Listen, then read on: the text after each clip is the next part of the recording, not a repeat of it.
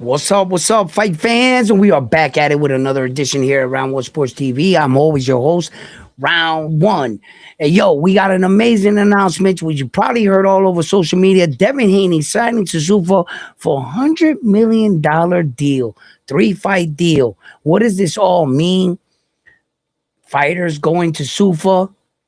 Does this mean the Alphabet Boys are really being threatened?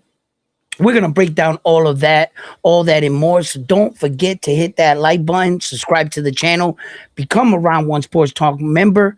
And like always, let's hop right into this episode. Front line, what it do, baby?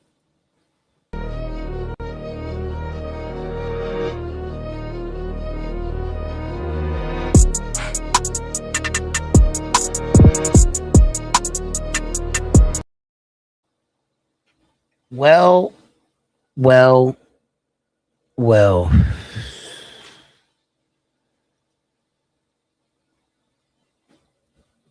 Man, we have arrived.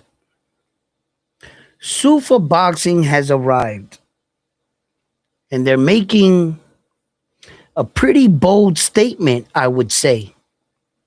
Some fans are even just fans, like sheep being led, right? And quickly, a lot of fans are saying that Zuffa Boxing is the next thing, the next entity in boxing. Well, those must be the boxing fans that put the cart before the horse. You know, the fighting fans that says that Tyson Fury would beat AJ or AJ would beat Deontay Wilder. Remarkably, we've never seen that. But yet, fans will come to social media and voice their opinion.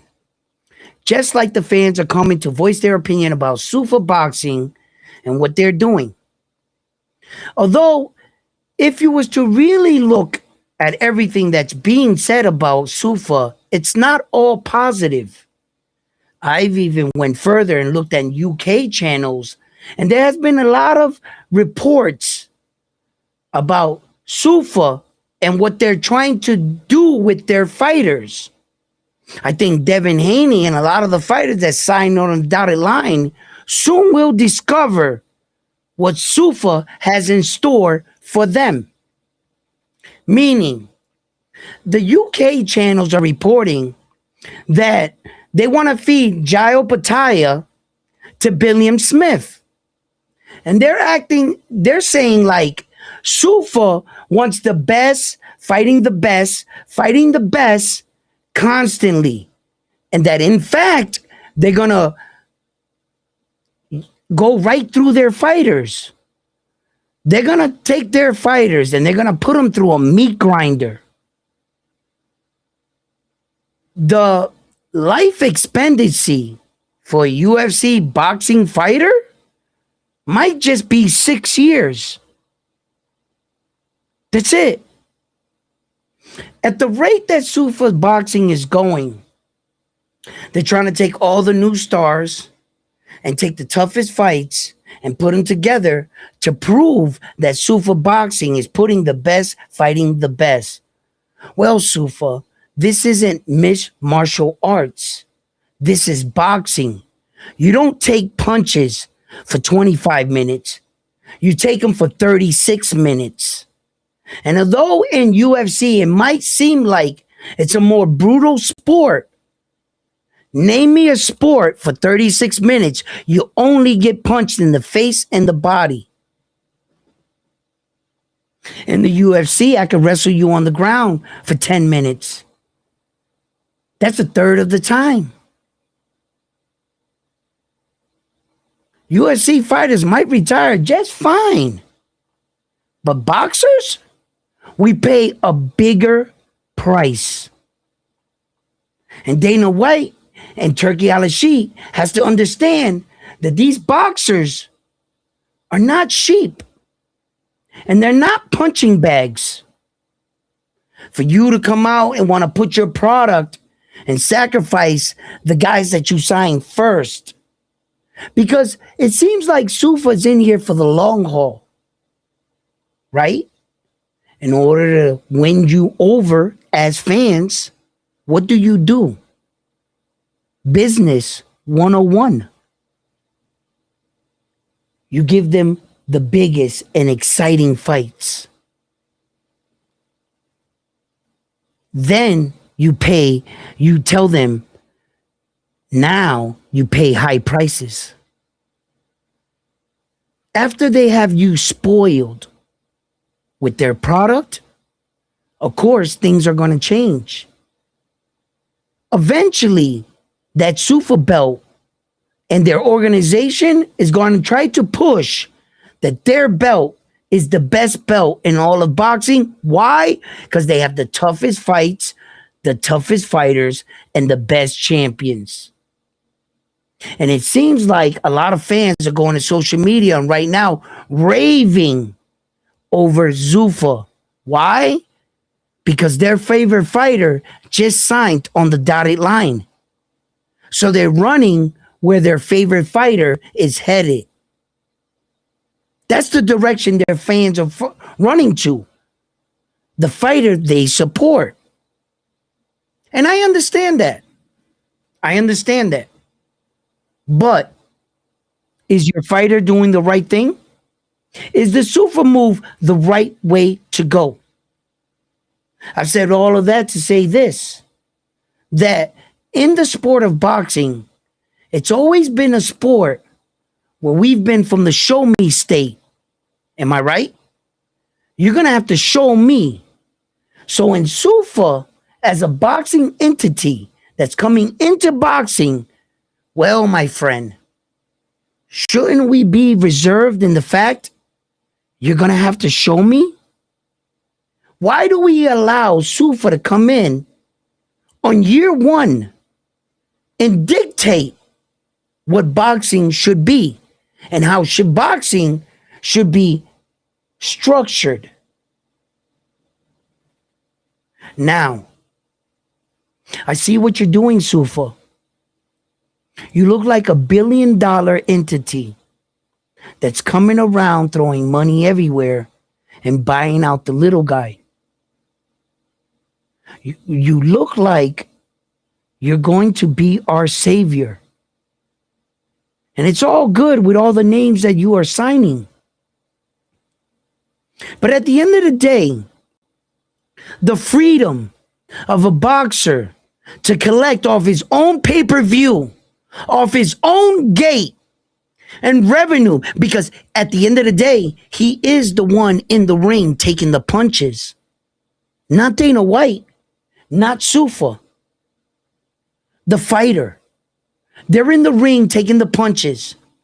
But yet, you mean to tell me that Zuffa dictates the revenue, the pay-per-view sales, and whoever sponsors you, and everything else in between.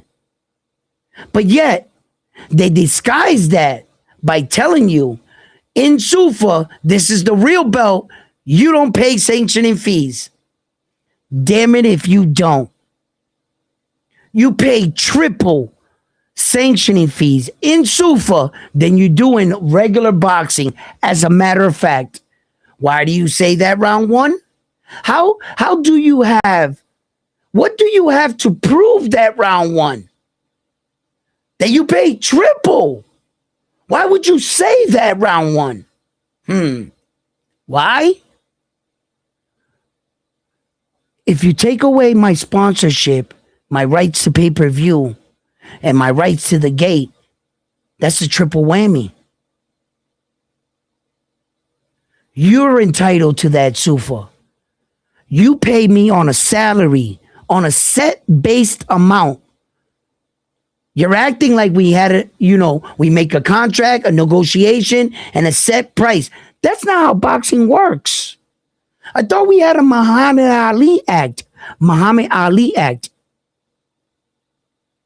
that protects the boxer so that he is informed on some of these net worth, like the gate, like sponsorship, like pay-per-view. Shit, didn't Errol Spence Jr.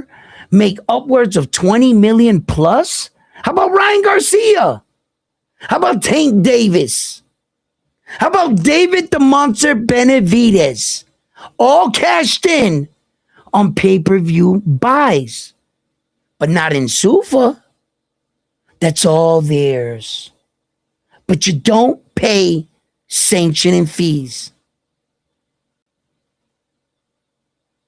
Which way do you want them to dress it up for you?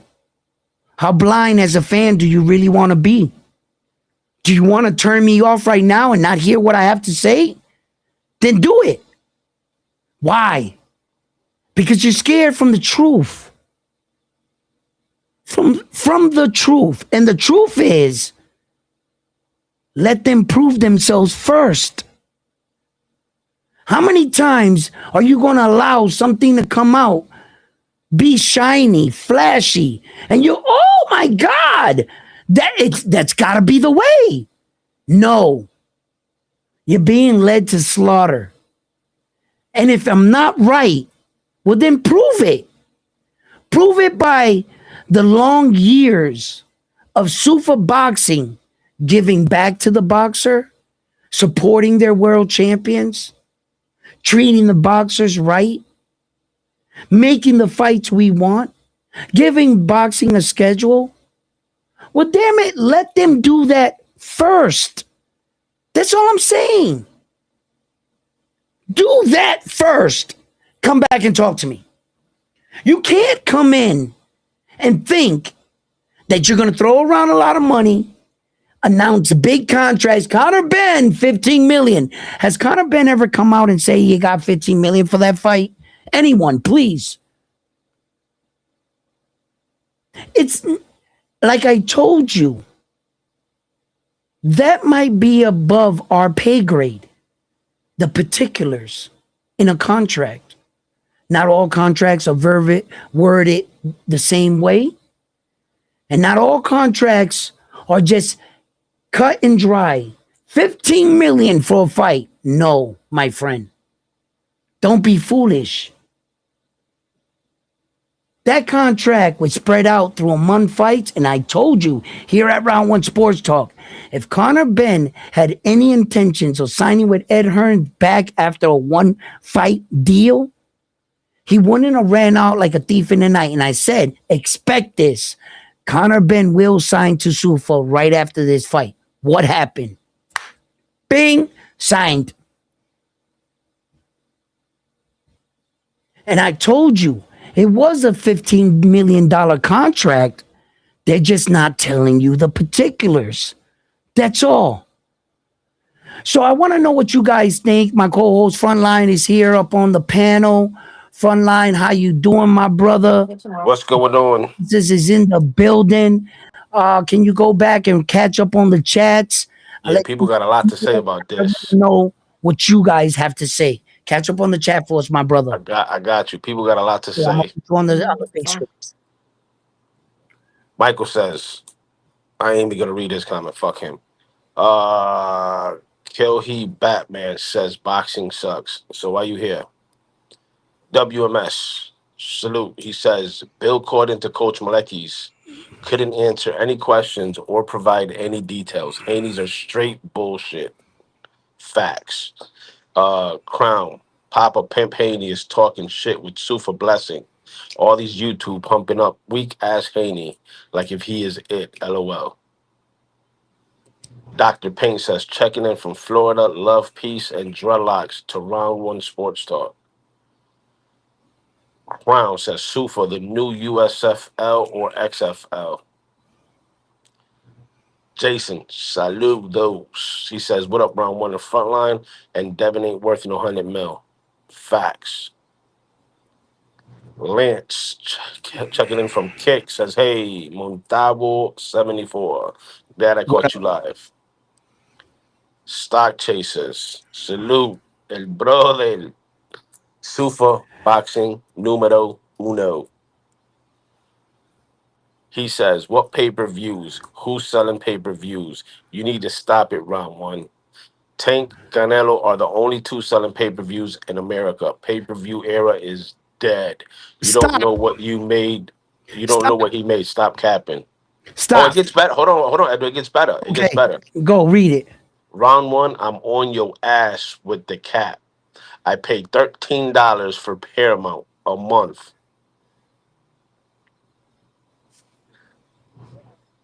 Go ahead. Oh, Now get at him. Now get that stock. Get that stock. Get him. okay. Hold on. Stock chasers, my man. Check this out, right? First of all, this pay-per-view nonsense. You're trying to go back and forth with me. I don't know why, right? Because stock, do your research, my nigga. Right? Check this out. Pay-per-view is alive like a motherfucker. How you seen the PBC put David the Monster Benavides fight? It was pay-per-view, wasn't it? Wasn't that just the other day?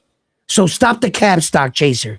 And as a matter of fact, as far as pay-per-view gates and shit like that, I'm on your ass. Check this out. Know your facts, stock chasers, right?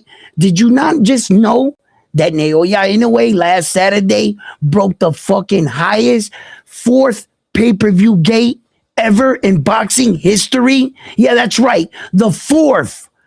That means it beat out Canelo and Triple G at the gate. That shit did like 21 million. And Now, not to wait, mention, and not to mention, and not to mention, 500,000 were pre-ordered before the fight even happened. That was the Naoya Inoue fight. Yeah, I was getting to that. 500,000 people pre-ordered the fight before the night of the fight. 500,000. There's not no fighters in America doing 500,000 on fight night. Yo, stop the cap, stock chasers. Please do your homework before you say some dumb shit. Yo, Naoya Inoue and Junjo did 32 million at the gate. 32 million at the gate. 500,000 pay-per-view buys before the fight was even streamed. We're not even talking on live. We're not even going there with the numbers. Talk about pay-per-view money ain't alive. Is Stock Chaser okay? Yo, Stock Chaser, you do know He drinking that that Haney Kool-Aid. he is. Yo, Stock Chaser, you do know that they all the promoter companies, all the top promoter companies, the Zone, went with the Zone, Top Rank, Matra, Top Rank, Frank Warren, um, um, Golden Boy, fucking Ed Hearn, all of them, they all went to the Zone. Why they go to the Zone, stock chasers? Because in the Zone, you only gotta pay one fee for that the network puts that spy app on where you can't stream the fights. They pretty soon, Fire Stick Boys are gonna be outside by themselves if you don't pay for a subscription, because it's gonna be easier to control one network rather than all the networks. The same shit Dana White was doing in the UFC. That's why dudes couldn't pirate the UFC a lot. Because in big cards, Dana was paying for that piracy shit. Now that all the promoters are at the Zone, guess what they're going to do? Guess what they're going to do? You only got to pay one bill for one DAZN.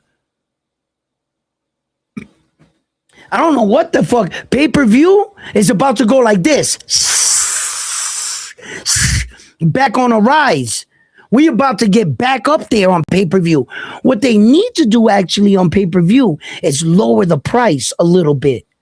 They'll get the consumer in and like business, little by little, raise it. That's just business 101. That's what they're going to do.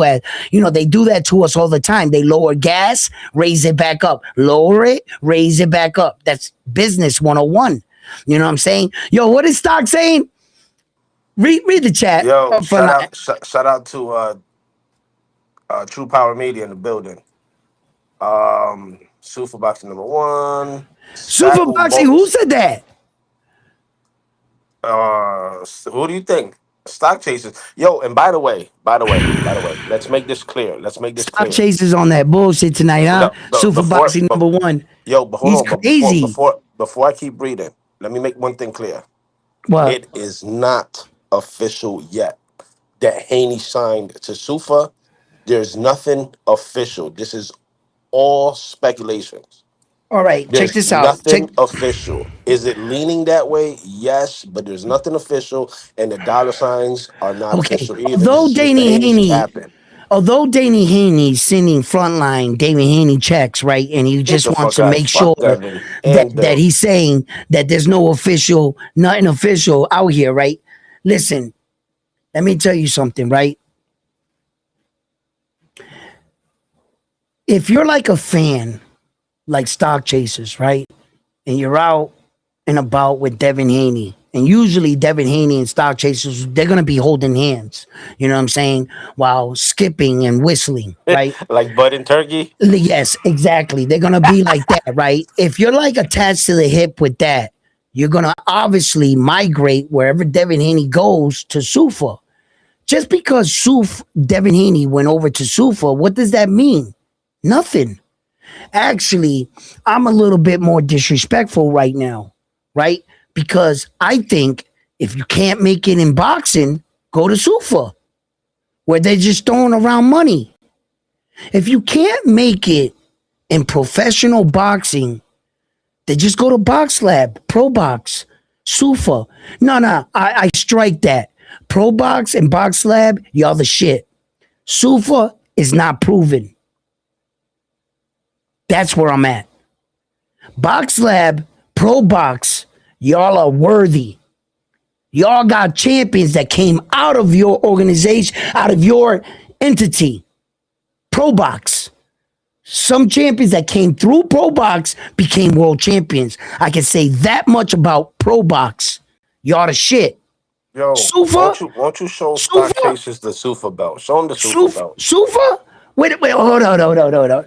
What the hell is a Sufa belt? Show him the Sufa belt. I did. Show him I'm about the, to go get it. I didn't go want get to it. go get it. I swear to God, tonight I left it downstairs for a reason. I Nah, you said, gotta I'm go not get going to it. make fun of Sufa because I really want them to prove themselves.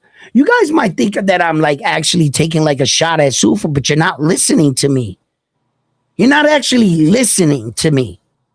No, you gotta take a shot at. Fuck that. What I'm saying about Sufa is I respect competition. I want them to be around. I want them to be unquote the savior of boxing. I really do. All I'm saying is, motherfucker, can you prove it? Can you at least do something first besides signing a few names? Hey, Am Stock I Chaser said, supposed "Go to get get it, bro. Go get it, yo? bro." Am I supposed to be like Marilyn Monroe underneath a New York City fucking thing, blowing up my Hey, dress? Stock Chasers wants credit for the hubcap he stole for you. Bro, listen. Stock Chaser gets no credit for the hubcap because he brought the wrong one back. Yeah, He he bought a brought the lawnmower wrong cut one hubcap. back. He bought Yep, the lawnmower. yup. He was out there with Devin Haney fucking around. I on that bullshit. I and they done Yeah, stole the wrong hubcap. Yeah, you don't get paid for not doing your work properly. Just like Devin Haney needs that's to that get his punk bullshit. ass back in there and fight real champions. Fuck that super shit. Yo, listen, Devin Yo, Haney's that's a that smart. bullshit, Edwin. Listen, Devin Haney's a smart man. I don't want to believe Devin Haney would ever fight for the Super belt. I don't. My skin crawls a little, right? What Sufa needs to do is Sufa needs to establish their own Abdullah Mason, their own Camille Moten, their own Vargas, Emilio. That's what they need to find. They need to find those guys and bring them up in Sufa and they're established. See, Devin Haney's recognition, his credibility, the reason why they signed him to that 100, because he made himself in professional boxing, not in Sufa. You can't take what Devin did with the alphabet belts and then Sufa is going to sign him and say, that's what we have. No, no. Hey, so That's check what it out. they say. The rumors. I'm telling you the rumors. Nothing's official. You know we don't like talking bullshit without facts. But the rumors is that they're trying to set up Richardson Hitchens versus Devin Haney for the Super Oh, belt at that's 47. 100. That's 100. Now here's a question I I got don't though. even feel that that's a rumor. I feel that that's the way. That's the way. Sufa. If Sufa's But paying here's you the this much question though. money, this is what they want you to do. Could it be possible that Hitchens would get on the scale and back out of the fight? Fight day. No, no. See, because from what I'm understanding, in fact, with the Sufa contracts, if they offer you a fight and you deny it, they take away a portion of your money. Well, it's not denying. He caught the duck No, food. Did pay no, him. no jokes, no jokes, no nothing, no way out of it. Sufa's cut and dry, from what I'm hearing behind the scenes. They're really cut and dry. They told you we're gonna require your services for this much money. It does not matter the name we put in front of you. You must take the fight. That's what they're saying. If Devin Haney says no to a fight, well, that's a percentage of that 100 million gone. If you say no too many times, legally, they don't have to pay you a dime. Devin and his dad can cry into their fucking. Dana White is very smart. Very smart. Turkey has a bunch of fucking Harvard grads and a billionaire. A billionaire? What do you think he got? A bunch of smart people that are thinking of all the probabilities before they word that contract out. Do you think it's just as simple as writing it in crayon? Here, Devin, 100 million, sign right here. Or do you think that those people, $100 million, I understand we're on YouTube. I understand that you're at your house. And I understand that the world has you programmed to just say 100 million. You have no idea what that kind of money can do. None. $100,000 would change your motherfucking day, now wouldn't it? We're talking about $100 million. You think these guys just went in there? Hey, Devin, sign right here. We don't give a fuck what you say. You can deny anything you want, whatever you want to do. No. There are stipulations in a contract. Hey, and by the way, there's a video on Fight Hype where they ran up on Tito and going into the gym, and they asked him, "Yo, how do you feel about Haney having a getting $100 million contract?" And he even said it. Till said it. Yes, boy, he ain't getting no 100 mil. I don't know who the fuck they fooling, but let me continue on with the chat. Yo, salute to Vincent in the building. He said, "Round Uno, what's up?" Dr. Payne says he's just trolling you. He's chasing clout by trying to troll you. That's why Chase is in his name. He's talking about stock chasers. Yeah. Boots will be joining Sufa after he gets whooped from Young King Zayas, says Vincent. Okay. Stop right there. Stop right there, guys. Even in the boxing voice, I'm fucking baffled. Right now, Ness is actually live. There are a bunch of callers calling into the boxing voice, and I hope and I pray to God, I just dropped the link, that you guys are here. Right? And I noticed that Ness let a lot of you guys get by because Ness is smart. And I noticed that he let a lot of you guys get by. Clip this, send it to him, do whatever you want. Right? But here's my problem. Whether or not the audio from Devin Haney was before or after doesn't matter. The message is being said that Devin Haney offered Jerron Boots to fight him at a catchweight at 152. Then Jerron Boots goes back and says, yo, you never even fought at 147. I never, I'll fight you at 152. No problem. But I never heard anything back from him. Let's just stop right there. Okay. For instance, first of all, Did none of you guys realize or punch holes Yo, in the lies? Stock Chaser just threatened you. He said, I'm going to tap in as soon as I finish dinner. Don't you worry, round one. Okay, check this out. At dinner, he's never even started it. Okay, stock. That We're going means to win, Stock. he's never gonna come in. Don't worry about it, guys. I guarantee you, stock chasers will not show up. But anyway, check this out. Right? Okay, we got Fun Truck in the building. But hold up, let me get my final thought out here, Fun Truck. Right? Okay, here's the problem that I have with this whole situations. They're like, yo, mad callers are calling in. Even though Devin Haney never fought at 147, he'll still fight Jerron Boots Ennis. Like all of you guys forgot that he fought at 147. He fought Brian Norman Jr.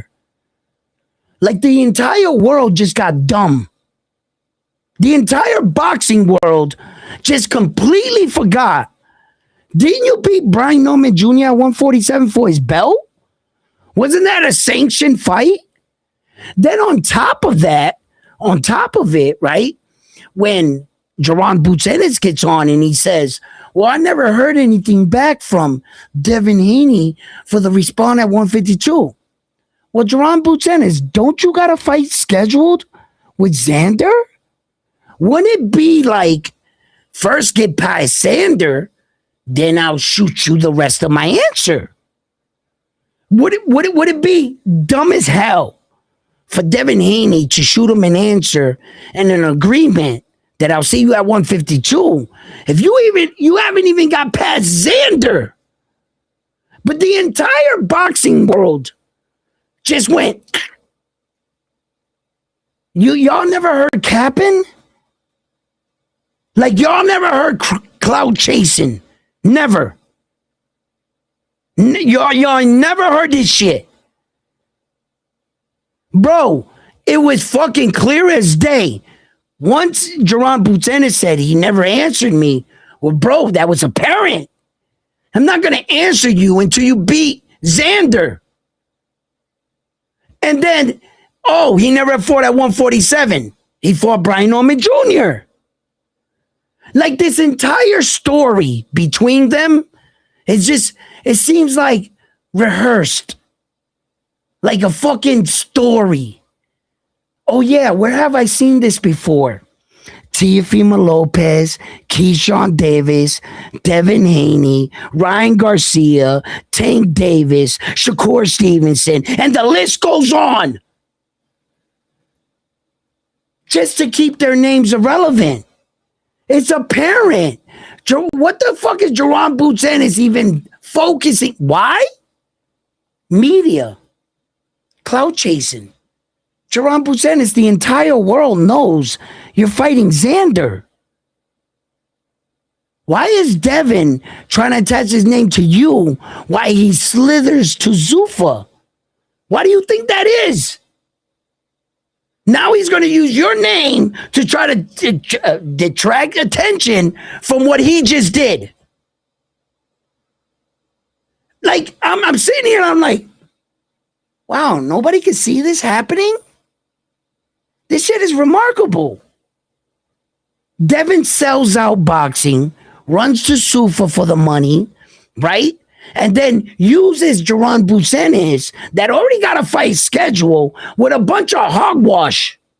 All right, I'm done with it. Yo, Front Truck, how you doing, brother? What's going on?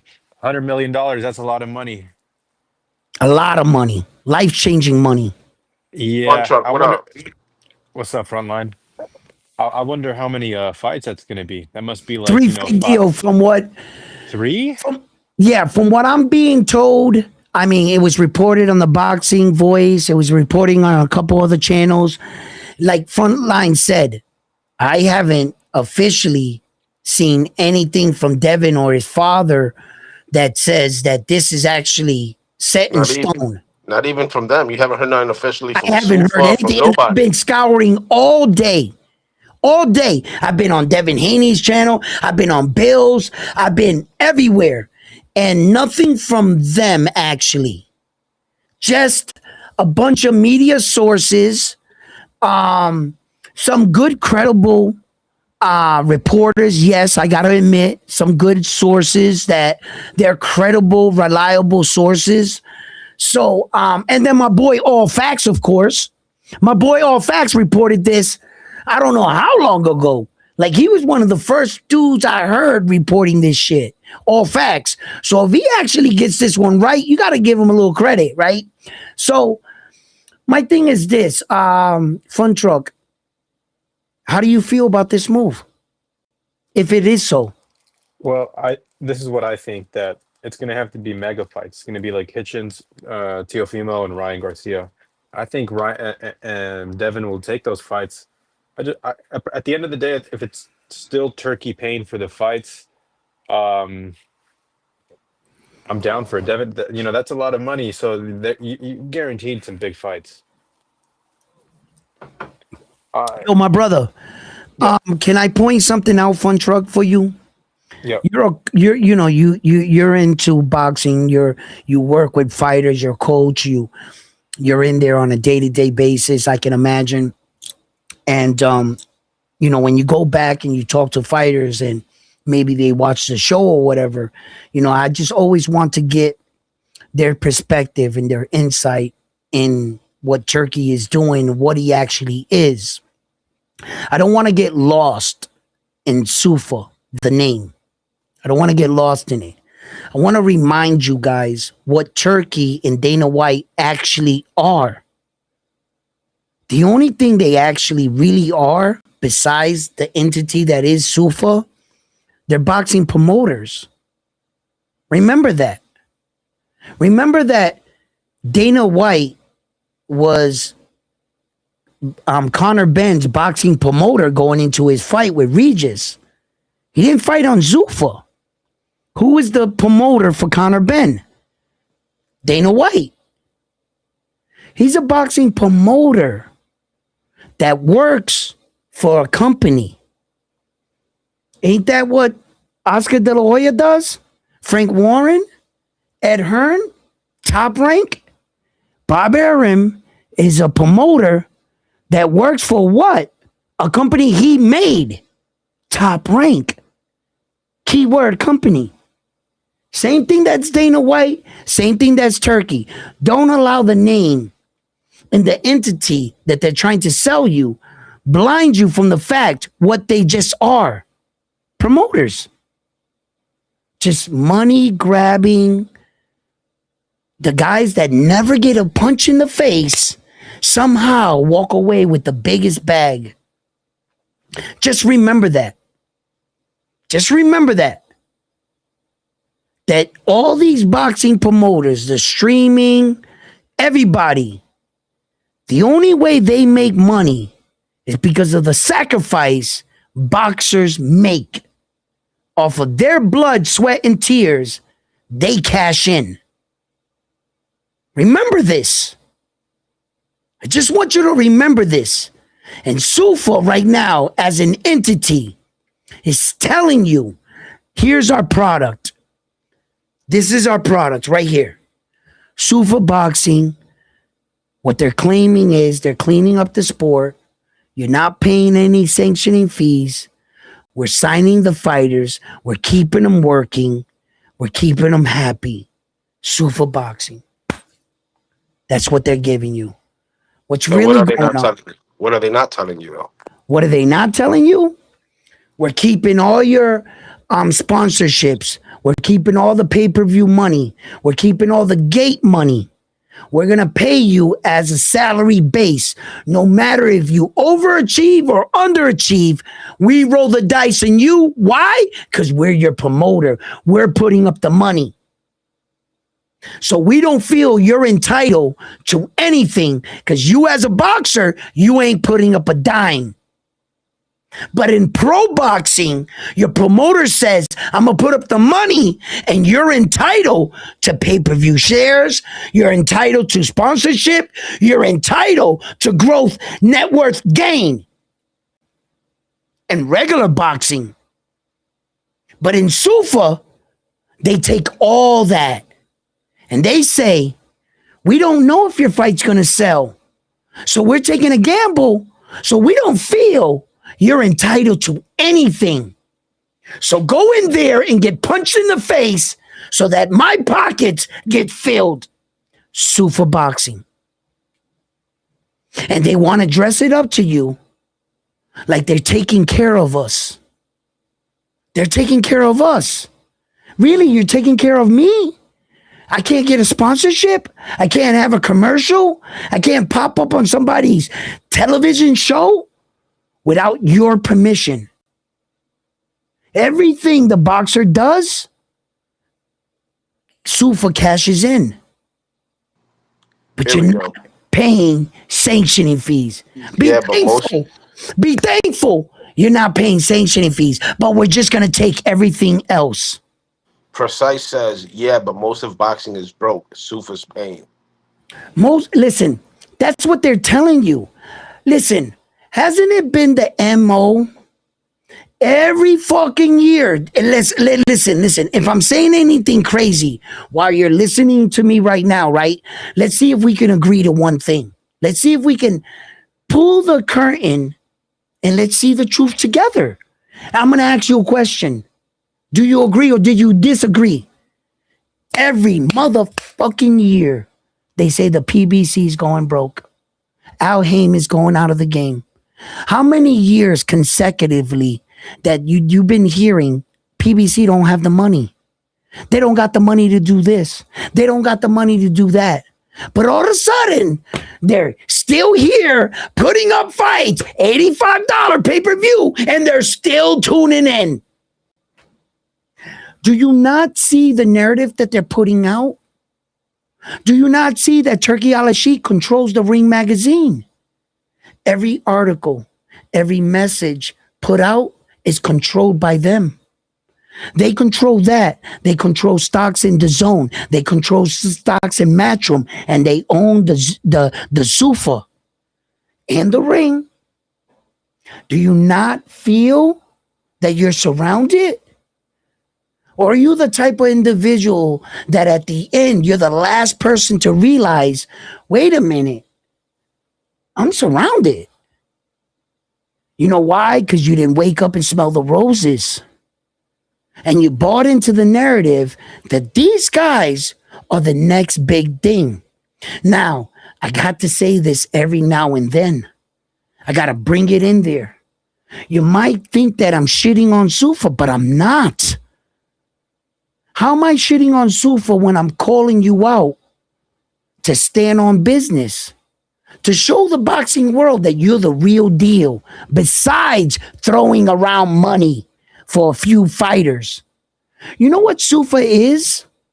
Zuffa is Turkey Al-Sheikh before Zuffa. What was Turkey Al-Sheikh doing before Zuffa? Spending mad money to put these big cards together. Ain't that his MO? What do you think Zuffa's gonna be? Just Turkey Al-Sheikh on steroids. That's it. Wait. You saying Turkey's on the peptides? Listen. You know what Turkey's on. You know exactly. I don't gotta say it. Blood flow.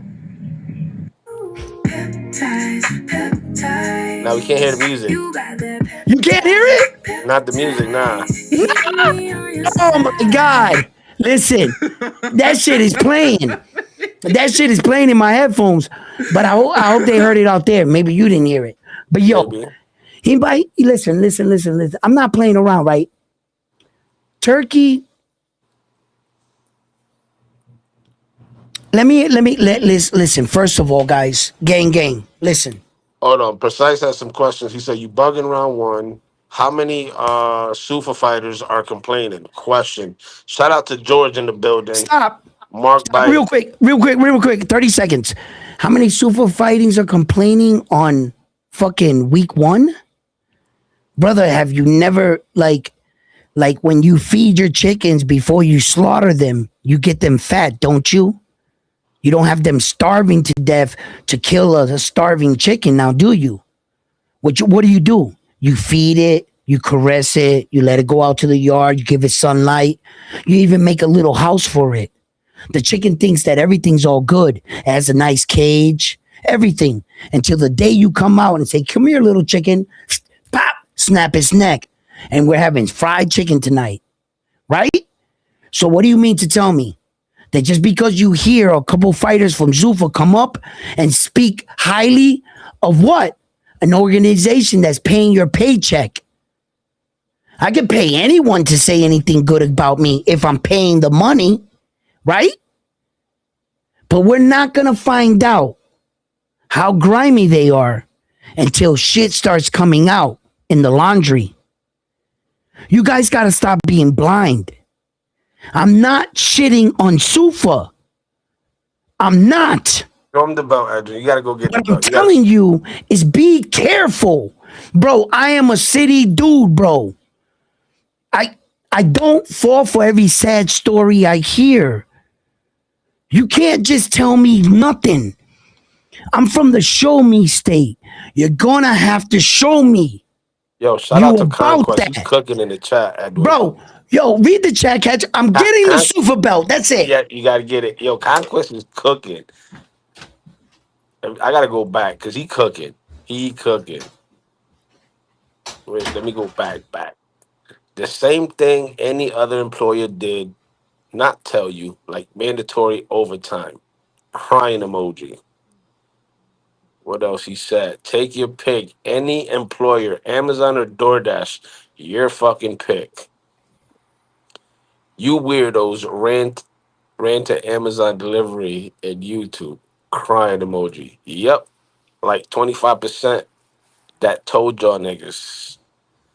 The nerve to talk about Sufa. The fuck? It hasn't even been a year since Zuffa's been in the game. And I'll Bro, say another thing. I'll say go another ahead. thing. Go ahead, Hunter. Jaya Bataya. Oh shit. People. Oh shit. I'm Oh here. shit. I'm here frontline. Hold on.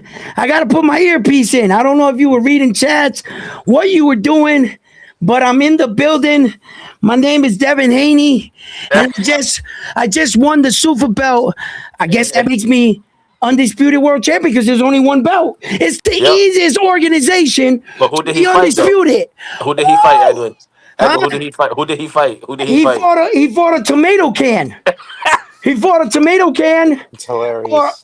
or a tuna can, and it was hosted by Campbell's Soup. You know what it is? This is a real hubcap right there, baby. You know what I'm saying? If you want to be undisputed, just go to Zuffa. It's the easiest organization to be undisputed. There's only one belt.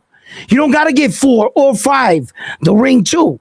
You know, boxing is hard. That's for the pros.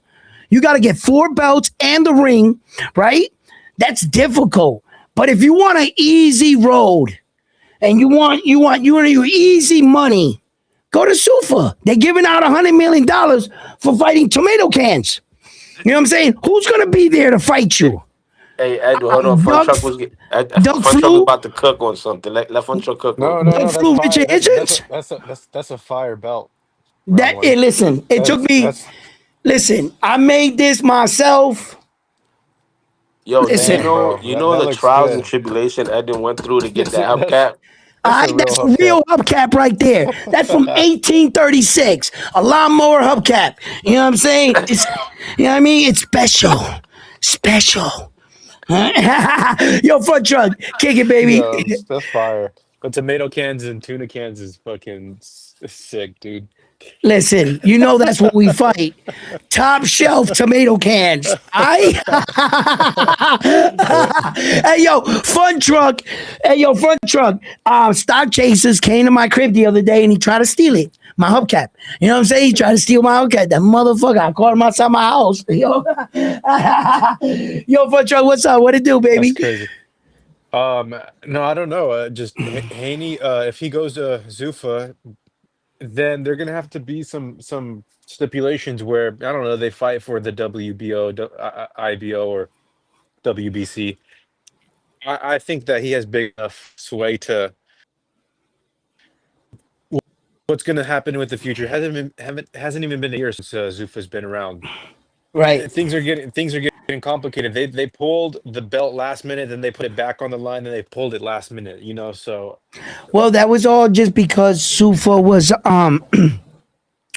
What this business wise, right? What Zuffa was trying to do was get in bed with the sanctioning bodies while saying the sanctioning bodies ain't shit. Follow me. What Zuffa was trying to do with Jayo Pataya, they required the services of Jayo Pataya, but they wanted him to fight for their Zuffa belt. The minute Jayo Pataya and the IBF would have put a world title fight on the line, that gives life to the Zuffa belt. See, the Zuffa belt doesn't have any history, doesn't have any champions. Jayo Pataya was the first. So it doesn't have any recognition, doesn't hold weight in the sport of boxing. What the Zuffa's trying to do right off the bat is establish itself as a real boxing entity. By hiring today's stars, they're going to try to dress it up using the stars of today that were already successful with the alphabet belts. Richard Hitchens, Jayo Pataya, Devin Haney, fighters like that. You don't know these fighters because they wore the Zuffa belt. You know them because they won the world championship belts. Zuffa as an entity, what they're trying to do is get in bed with these belts. What happened on that day was this. The IBF was informed that Jayo Pataya was going to defend his belt. They accepted the sanctioning fees. The week leading into the fight, Zuffa called them and told them that their belt will be in attendance. The IBF could not allow that to happen. The IBF said, no, you told us he was just defending the IBF. You didn't say anything about your Zuffa. You told us it was 2 tiers and that Jayo Pataya was not fighting in tier 1. He was fighting in tier 2, just like Conor Benn. And then Zuffa tried to do the okie doke. And then the IBF said, you can have back the sanctioning fees. We're not participating in the fight.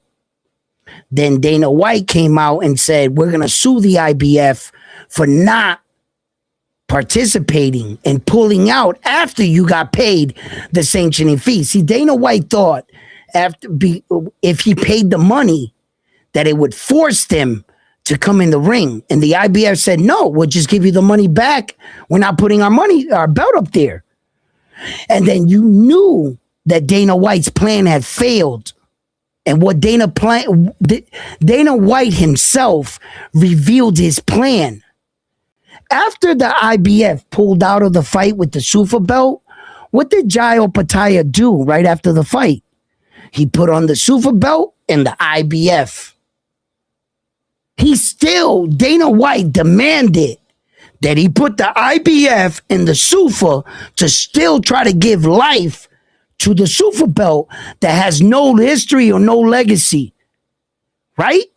And he tried to do that. And then the IBF was still playing with Jayo Pataya. The IBF never stripped him.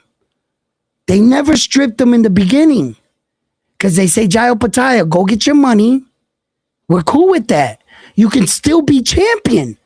But the second Jayo Pataya took that IBF and put it on his shoulder and tried to give life to the Zuffa without their permission, they took their belt back. Jayo Pataya fucked himself in layman's term. I wonder how much money they paid him to sacrifice the IBF. Because that's what he used to try to give the Zuffa belt on that night credibility. See, Zuffa is just an organization of boxing. They're just hiring our stars. Remember that. Devin Haney would not be worth $100 million if Devin Haney didn't become undisputed world champion at 23 and wear the alphabet belts. It's not like they hired Devin Haney on day 1 and gave him $100 million contract that not the entire world did not know who Devin Haney was. You understand? They're just taking our stars that already have been proven in our sport and bringing them to theirs to try to give their sport life without earning it, without discovering the first Muhammad Ali, without discovering Mike Tyson, Sugar Ray Robinson, Sugar Ray Leonard, Floyd Mayweather, Manny Pacquiao. They want credibility without having to discover the stars. And in order to start their business, they're taking our stars to start their business. Just pay attention to what's going on, people. Hey, Please, George says duck versus the chicken for the Zuffa belt.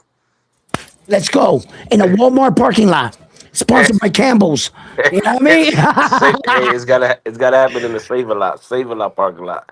Um, Precise says it's better one champion, King of Kings, no ducking. Round one's Wait, stop. Stop.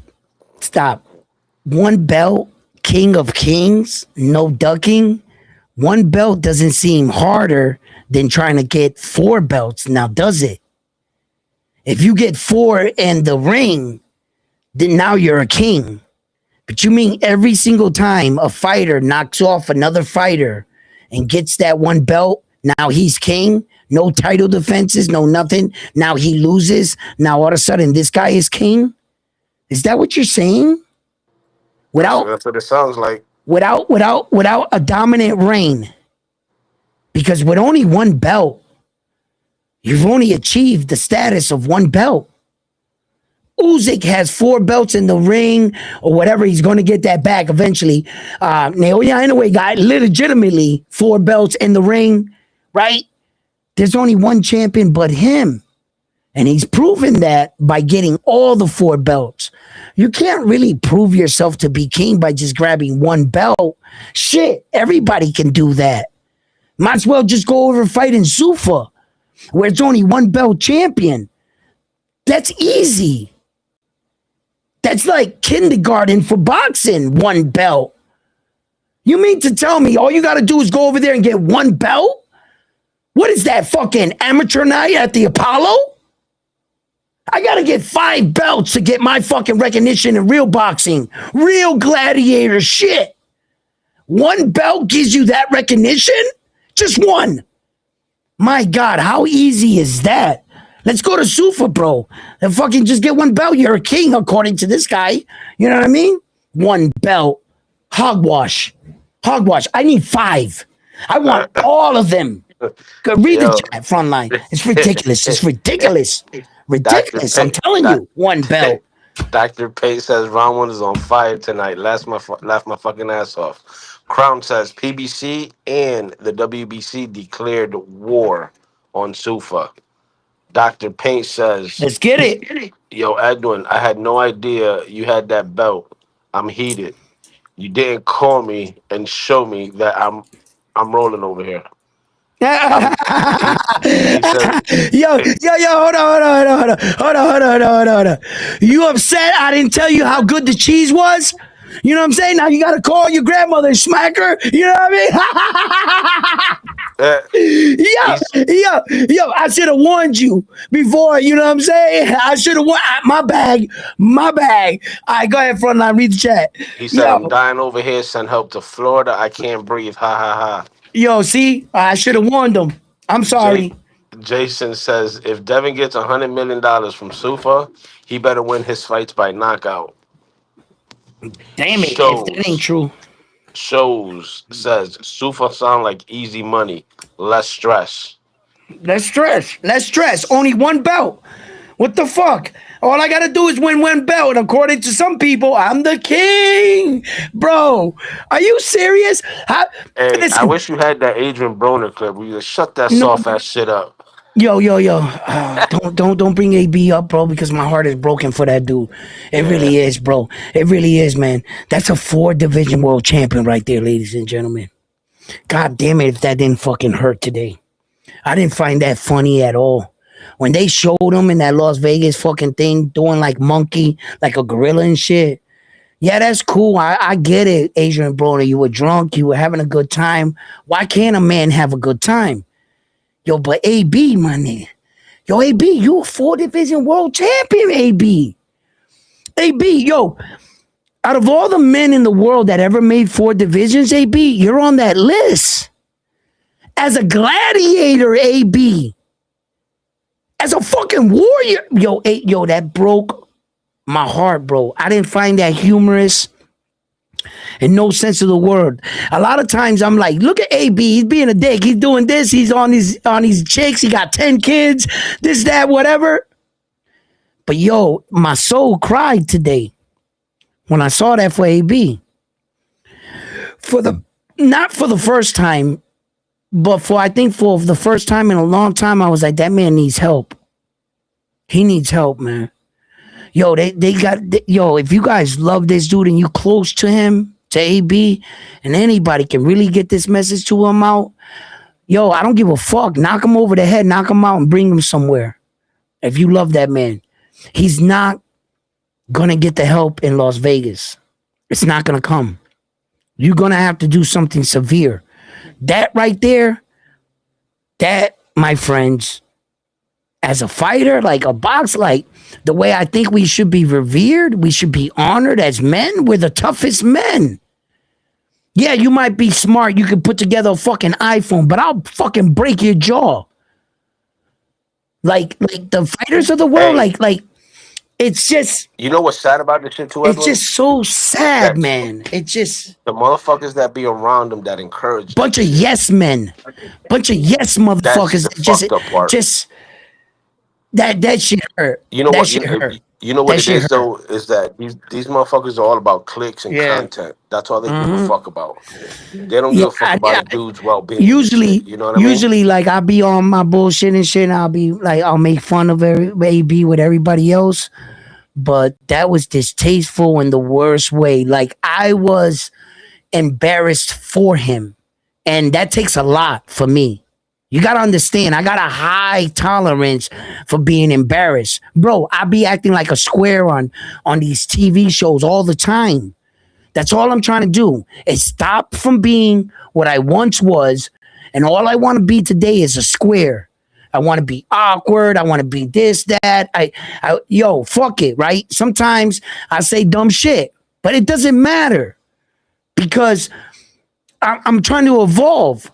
But when I saw AB, bro, yo, there's a level to shit that, as a man, you just don't sell out to yourself, like. And listen, oh my God, bro. Just the video itself, man. I was just like, what the fuck are you doing, AB? Like, and he's I think Yeah, he needs I think- help. He needs I think for the help, first and his time in my people- life, I think I'm gonna say he's done. It's over with, bro. Always like Aerosmith. Nah, maybe so. Charlo, maybe so. Like I'm always encouraging, and like look at Jojo Diaz.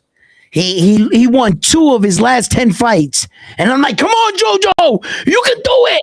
Yeah, You but- know what I'm but saying? there's a Like, difference. I know different cases. There's a difference. though. Different cases.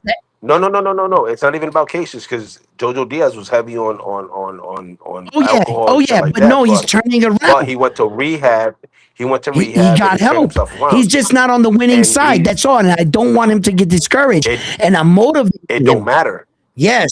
Let's use this for an example. What if Adrian Broner goes ahead and gets help, and he comes back and he loses, 8 out of his next 10 fights? It don't matter. At least he's People trying. are still gonna At exactly. least he's trying, and he's all in. But AB, man, he's just embarrassing himself, reel after reel after reel, and that hurts to see. One time I saw an interview with Jamel Charlo, and he called into some kid's podcast, and he demanded money from him, and I was like, look, what the fuck is the middleweight champion of the world doing on a podcast asking for money? That was one of the that was one of the most, and I'm glad that like died down and went away. And I don't mean to bring it up, but boxers have done some shit. And when we revere these men as like the toughest men on the planet, that's why I revere these guys. Like when I talk of Mike Tyson, I see Mike, I see Floyd, I see the greats. You know, that's what they stand for. And then you see the other side of it. You know, I saw the rise and the fall of Wilfredo Gomez in Puerto Rico. He's a Puerto Rican fighter, man, and as the years kept going, the story kept getting sadder and sadder. You kept finding him fucking drunk outside on the floor somewhere. That's fucking Wilfredo Gomez, bro. That And you know what I come like to realize? I think it's more than the alcohol. I think it's from, all the damage they took in the sport. And then you mix that up with the alcohol, it drives them crazy. It doesn't, like, you know what I'm it saying? might be, it And might and be. You might be it's right. You might be right. and it's sad because we're over here, yes, it's content, we're laughing about it, but deep Nah, down deep down, inside, that this shit's shit sad, hurt. bro. That shit hurt, Yeah, deep down, this bro. shit hurt. That shit. I didn't Especially if you're a find that boxing anything funny fan. about AB, man. I was like, damn, I felt like he's my brother, bro. Like he's my brother in boxing, man. Like AB represented the United States, man. I don't give a fuck. He's still a 4 division champion. You better respect that man. And like that shit hurt. Shout That out, shit hurt. shout out to Cecil in the building. He said, "What up, round one in the front line?" Crown said, "If Sufa were smart, they'd go after up and coming Mexicans and Puerto Ricans." Brona can find a home Mimic. at Sufa. Oh my god. You guys Hold are on, I ain't get there crazy. yet. You too Go ahead, far go up. ahead. Keep going, Let keep me going. Ah. mimic. Mimic. Mimic says cooking. Good points. Salute guy says Richard. Haney is not a top seller as his style turns off fans who want action.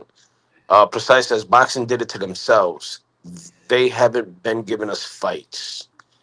Cesar says one belt equals endless line of mandatories. Not not Keep not winning, only says that, not only Precise. that, right? You're gonna be a Sufa world. Pay attention, guys. You're gonna be a Sufa world champion with a division with 35 guys. 35 guys. You're gonna be a world champion, and you're gonna say that the Sufa belt is what? The most prestigious belt. With your weight division, it only consists of 35 fighters. That's like a woman's division. The average division in boxing is 2,000 fighters. The average. On average.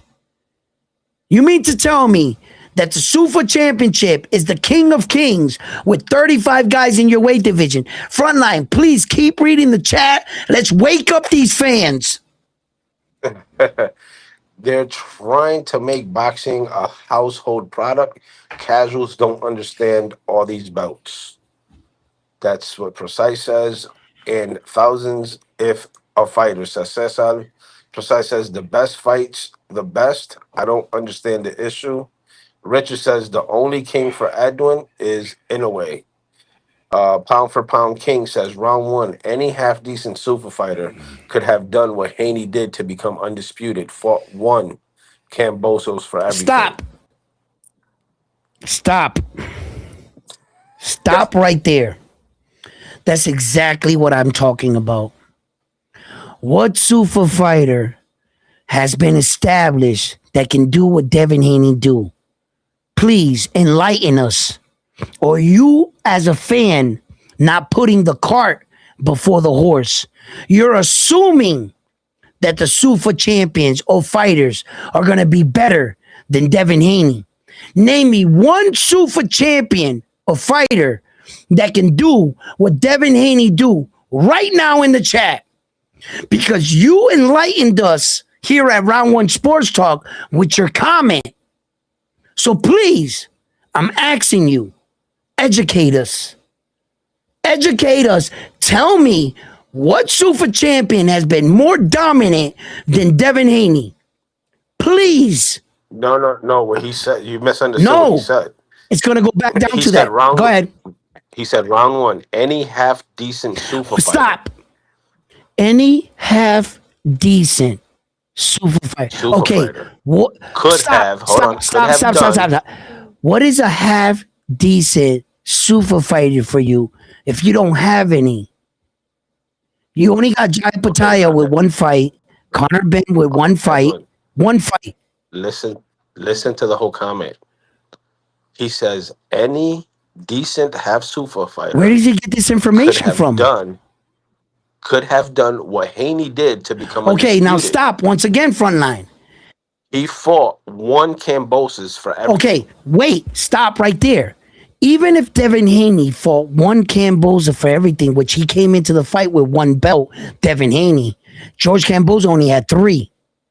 Okay? All right. So let's just put facts over feelings. What half-ass Zuffa fighter do you have on your stats that has been accomplished that can do what Devin Haney do? Or are you just assuming? Are you assuming that a half-ass Zuffa fighter can do what Devin did without having anybody to show? Is that what you're saying?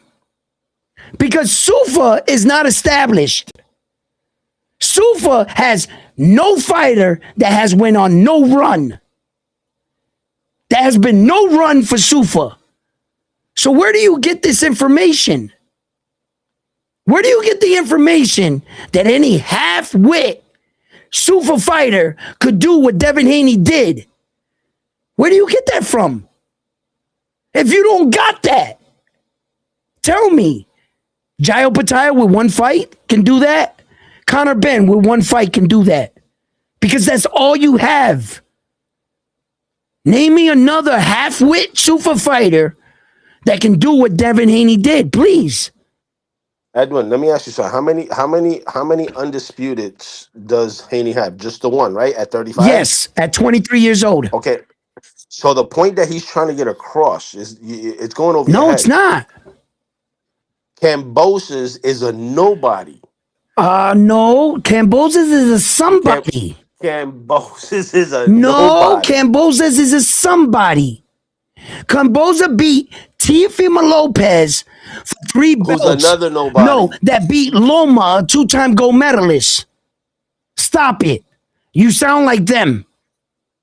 No. Yes. No. Yes, you do. We're gonna address this because I get what he's saying. What he's saying is that he fought Cambosis for fucking 24 rounds. Let me tell you something. Right? 24 okay, rounds. Let me tell you something right now, right? I don't get what he's saying, right? When he doesn't have anybody that can beat George Camboza's career. I tell you what, I don't I bet hear you if they him. make that fight with Hitchens. I don't hear him. I bet you Hitchens will beat his Okay, ass. check this out. Check this out. As much Okay, as Hitchens is a duck. Okay, Frontline. I'm gonna put you with the rest of the chat. I'm gonna put you with the rest of the chat so that I can school you with the rest of them, right? Richard Hitchens has not been established in Zuffa. Richard Hitchens was established in the alphabet belts in pro boxing. But you cannot use. Hold on, no. Hold on. See, that's your problem. He says any half decent Zuffa fighter. Who is Hitchens signed to? He's signed to Zuffa. Okay. So he's a Zuffa fighter. I don't care what he did in the alphabet belts. He said round 1, any half decent Zuffa fighter could have done what Haney did to become undisputed. Okay. Stop. Okay, I will not let my co-host Frontline embarrass himself anymore. I'm going to jump in for him, right? Because apparently Frontline, I don't have the bat signal. Frontline apparently can't get this through his head, right? That Zuffa's products are our fighters. Just because you went out and bought our fighter doesn't give you credibility. Once our fighter buys into your product, he must establish himself as a Zuffa fighter. It's kind of like pressing the reset button. You sold out in boxing. Now you're going to fight for Zuffa organization. Let's see what you do there first. Now, if you're going to try to give any half-wit Zuffa boxer credibility under what you're saying, Frontline, you would have to acknowledge his pro career. That means he was never a Zuffa boxer. He didn't start there. He started in pro boxing. So even though you broke that down, Frontline, you almost said something. Almost. Almost. You were Almost. close. You were close. But you just didn't like click it, right? Because Richard Hitchin was an IBF champion. He was established in boxing. He wasn't the Zuffa champion. You understand? Now, the day, I've already said this, the day that Zuffa gets their own Camille Moulton, Keyshawn Davis, gets their own fighter, brings them up through Zuffa, establishes his dominance, then beats our champion, now you have a claim. See, because you did some shit. See, there's no room for argument when Zuffa, you're not established. You haven't established nothing. All you did was take, that's just like having a car with a trash ass engine and giving it a paint job. Does that make the car brand new? No. The engine's trash. I know that's a terrible Yes, it analogy is. to Listen, use. listen to me. Listen to me. Listen to me. It's a perfect analogy. All you did was buy our fucking fighters, right? And if it's not in a perfect analogy, tell me how many people in this chat right now think that Devin Haney's engine is great. If you just didn't put a paint job on $100 million, but does he bring you to the fight like you say? Does he bring you that wow moment? Is the car not painted, but the engine? What is it? So what did you buy? If the boxing world themselves are telling you, Precise says I blame the Boston School District. listen, the Boston School District, you motherfucker. Yo, check this out. Check this out, right? Check this out, right? It's crazy, right? But the reality is this. This is the reality of what's real and what's not. You see, there are fighters in this world that are truly the best fighters in the world. You know I'm going to bring them up, Naoya, anyway. The problem with this is this. Whenever they don't match your skin color or what you look like, they're not going to give you credibility. But the one thing is that no matter how many times they lie, no matter how many narratives they spew, the fans always speak louder than words. They told you Naoya Inoue ain't fighting nobody. No one knows about Naoya Inoue. In fact, on the Boxing Voice and Two Tone, they both tell you that Naoya Inoue is not who they claimed him to be and that he's nobody. But if you go right now to the Boxing Voice and to Two Tone's channel, what is the most views they got in recent weeks? Naoya Inoue. None of their other videos, I've already checked, none of their other videos even touch the Naoya Inoue videos. But yet he's not an attraction.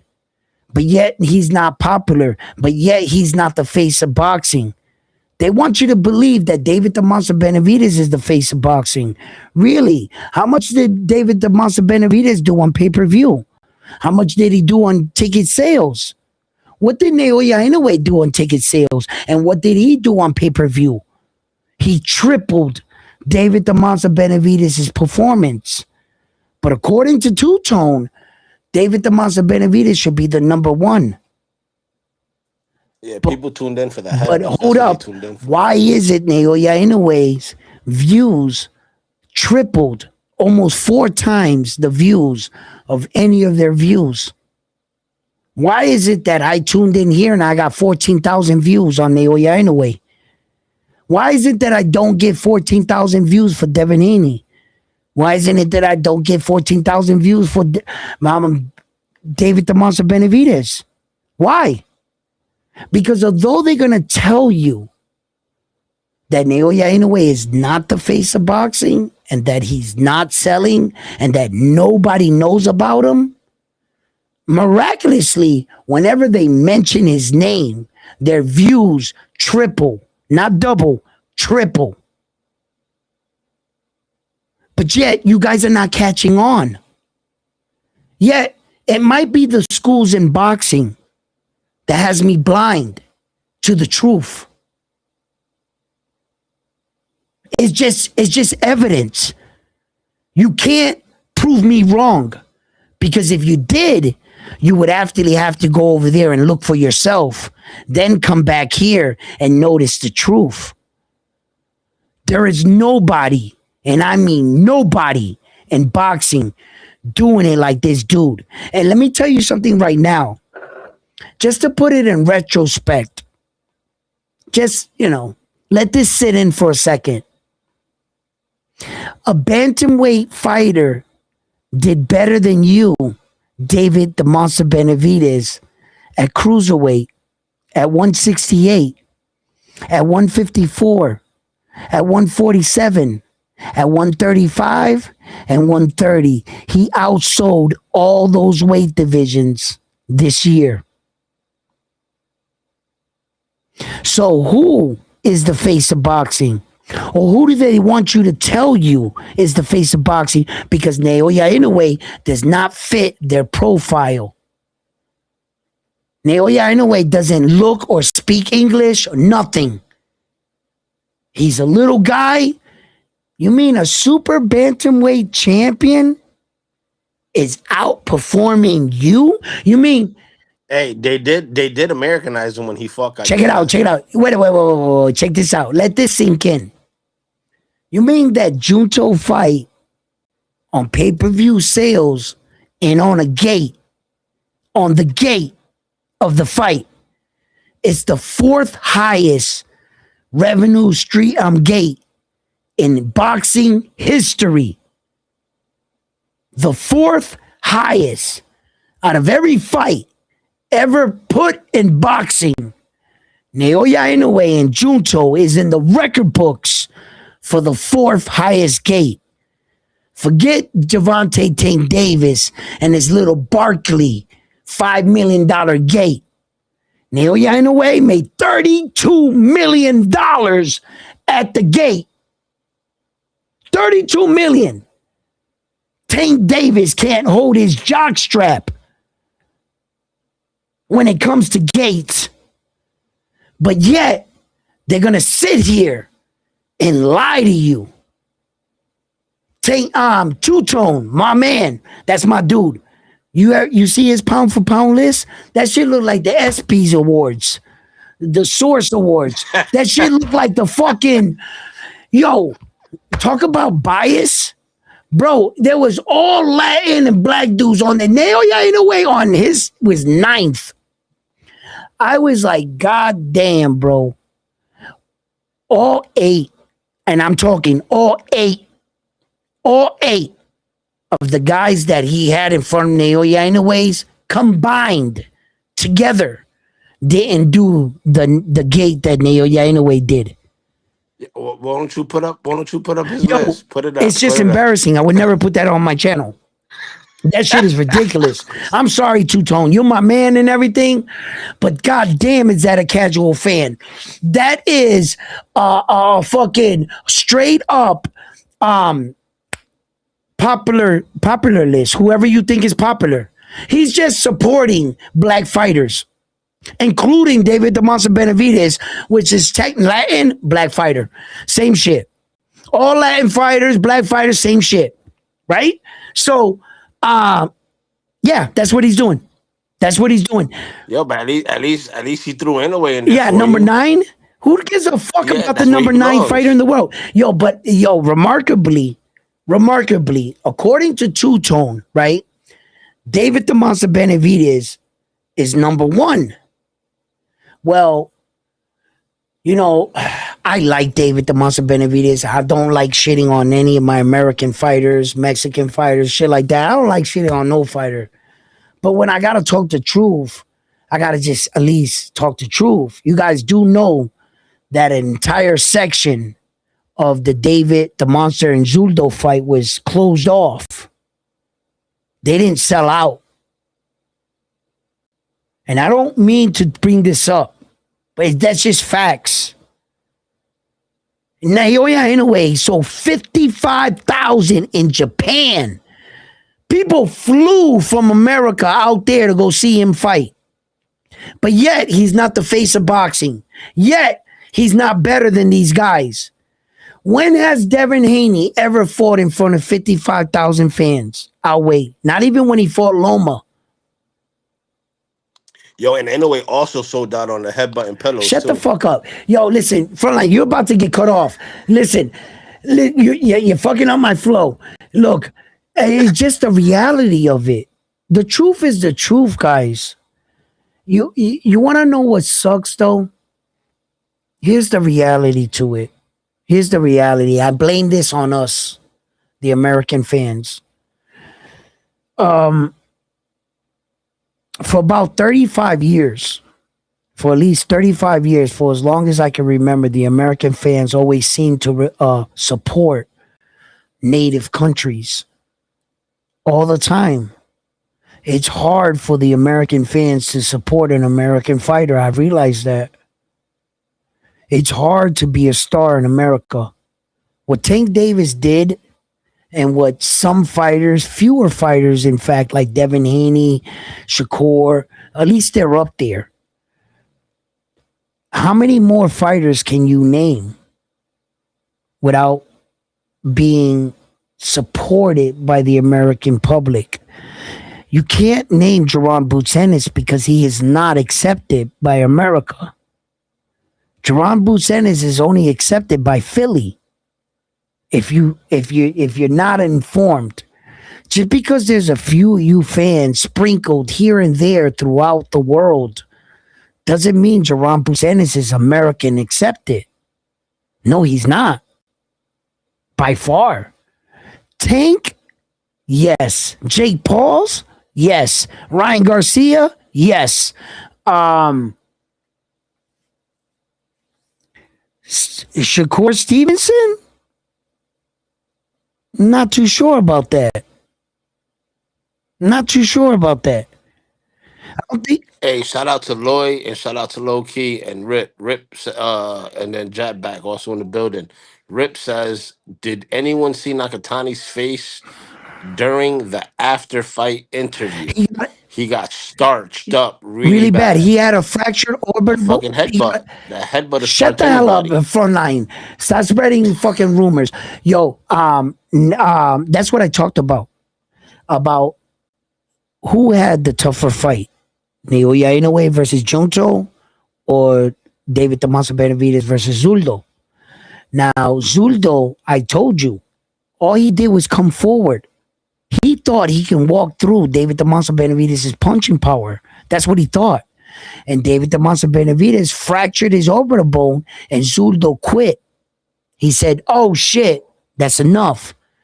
Well, in fact, in the Naoya Inoue fight with Junto Nakatani suffered the same exact injury Zuldo suffered. He had a fractured orbital bone after the fight. In fact, it's already been reported and revealed by Nakatani's team that he went in for surgery and that his fights will be postponed due to the injury he sustained, an orbital bone fracture in the Naoya Inoue fight. But wait a minute.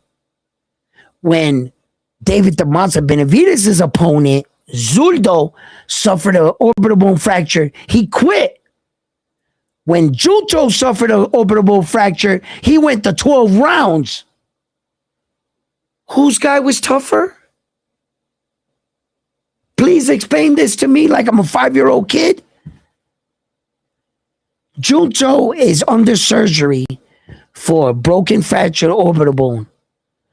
So is Zuldo. He quit.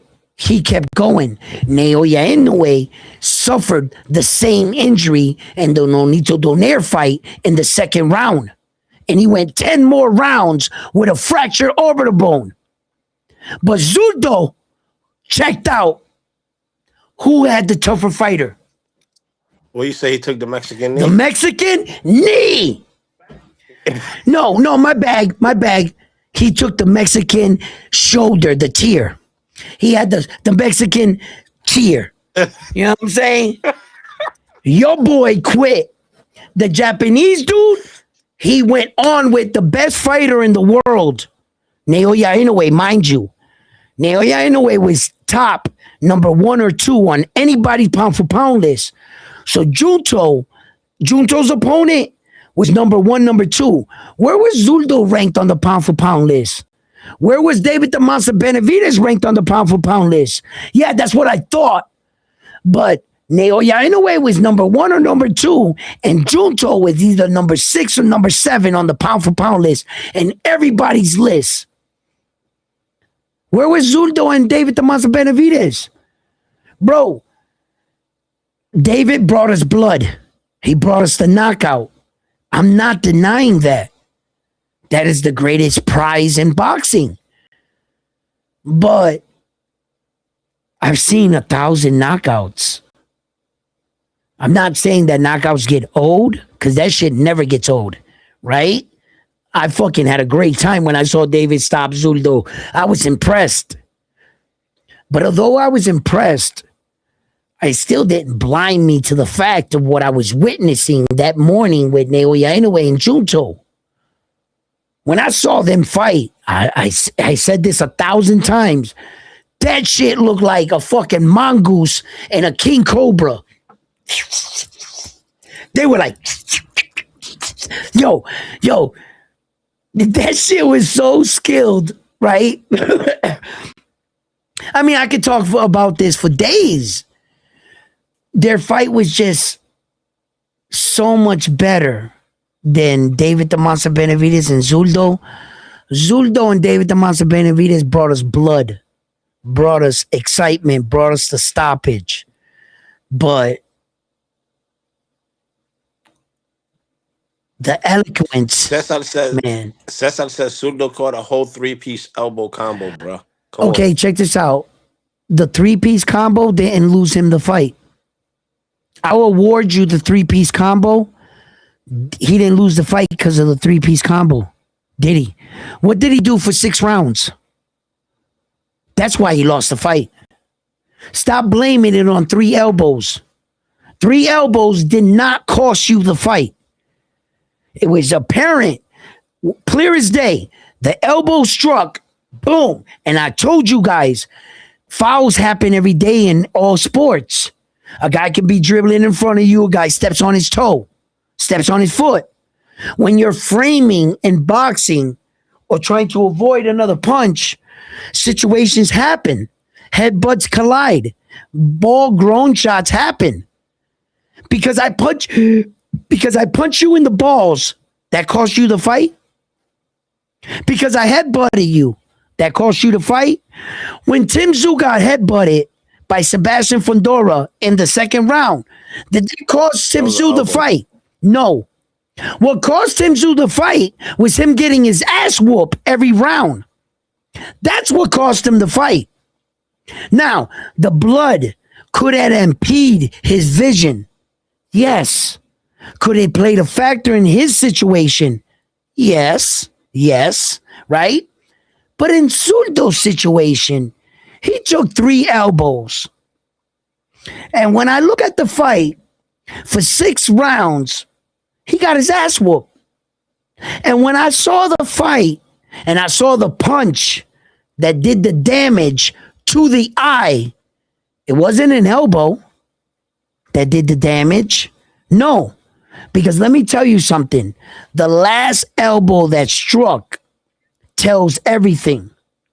The last elbow that struck, that hit him in the chin, Zurdo's face was regular. When he punched him, and Zurdo went like this, and he went down, and he went like that, his eye closed. Which tells me that that injury just occurred.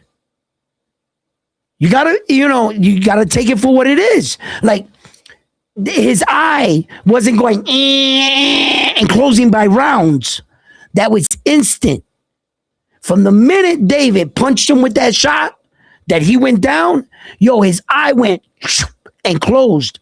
So you know where the injury came from. Wasn't no elbow on the chin. Wasn't none of that.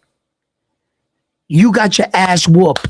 I know plenty of guys that have gotten their orbital bone fractured, won the fight. Got punched in the balls, won the fight. Got a cut in their eye, won the fight. Persevered, won the fight. Zurdo checked out. Junto Nagatani is under surgery for a fractured orbital bone. He went the distance with the best fighter in the world. Whose opponent was tougher?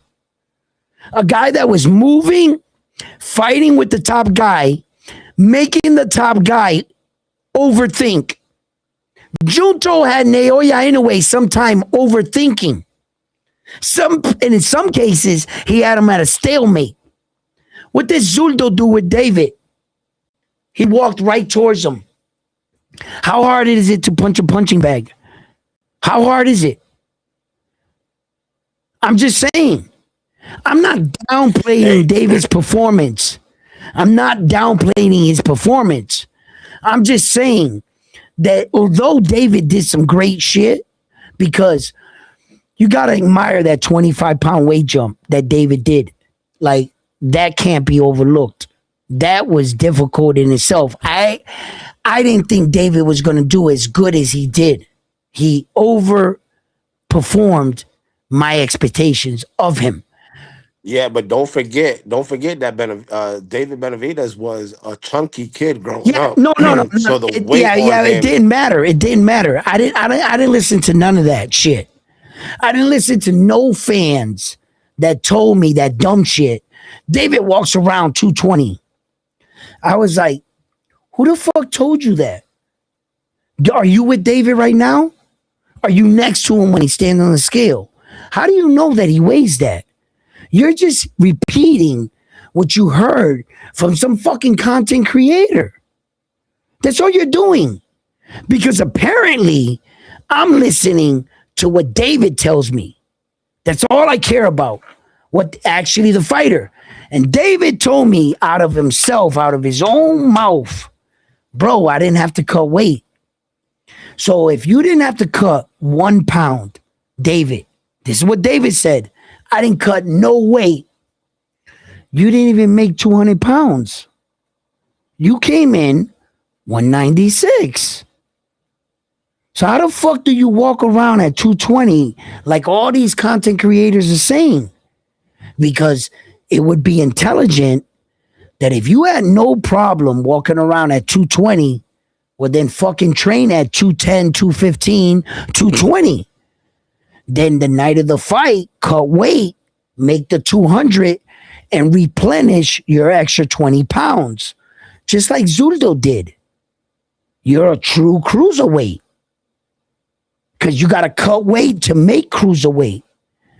But when you're eating everything you want, and you're not cutting no weight, and on the day of the fight, you weigh in at 196, where's all this fat boy shit? Where's all these 300-pound rumor that David the Monster Benavidez was all this fat? I seen the pictures. I'm no fool. I've seen the pictures. I've seen them. Big cheek, David the Monster Benavidez, big as fuck. I've seen it. There's just more to the story that I'm not choosing to go into. Because, like I said, I like David the Monster Benavidez, and I don't ever want to really hurt him, but coming in at 196 is concerning. Everybody found that to be like, yay. I'm like, no. He needs to go back down, or he needs to get disciplined. You're not, see, like I said, there's a lot of shit that I feel about David the Monster Benavidez that I don't want to touch upon. Just Just leave it like that, guys. I'm just telling you. Hey, I'm so just telling you. There's something not right. Loki says Zuldochenko was between number 11 and 15 on the pound for pound going into the Who fight. was? Zuldo. On, okay, Zuldochenko. wait. On whose pound for pound list? Can he prove that? I have no clue. Is his own pound for pound list? Because then that explains it. But unless you can prove that, and this was just this Saturday, this just passed. It shouldn't be too hard to find on ESPN who they had on their pound for pound list. Zuldo was not on it. No, he said between 11 and 15, not top 10. Oh, I don't know about the 11th or 15th fighter. He might be right. I don't know. Who? That's not even a pound for pound list, 11 and 15. You're not even on the list. What are we talking about? Just a regular ranking then? You don't. Jab back You can't. says, Wait. Stop. are you Just going stop. live? Wait. Did he really just try to say that Zulu is on the list 11 or 15 when the list started? Between 11 and 15 on Okay, pound for pound going in. between 11 and 15 doesn't exist on a pound for pound list when it's only based on 10 fighters. You understand what you just read, right? Well, he could have read a list that said, the top 20, So now top pound for pound 15. list goes to 20. Yo, frontline, just stop. I'm I'm putting you over there with them. Get on that I'm side. saying, Frontline, that's going on your permanent record, frontline. That is going on your permanent record. Did you just hey, co-sign? jab back. No, did you just No, I co-sign didn't co-sign somebody's anything. bullshit? He's on the top 11 or 15. And he could have Shut the saw hell top up, frontline. 15 There's no pound for key pound could list. I have. don't know. The pound for pound list is only 10. Hey, Loki's my man. You got to give him the benefit of the doubt. He might have saw a list that you ain't see. Loki I'm just is a saying. smart man and he's trolling you. Frontline, hey, yo, Loki, you Nah. take him with you, Loki. Take him with you. Hey, Jab back says, are you going live for the Dubois fight or the Angelo Leo this The war weekend? fight, I am going live. I like Angelo Leo. I actually met Angelo Leo, as you can see in the beginning of my video. I think I got a picture with him, with me and Angelo Leo in the belt, the IBF. I like Angelo Leo. I'm probably going live for his shit too. Yeah.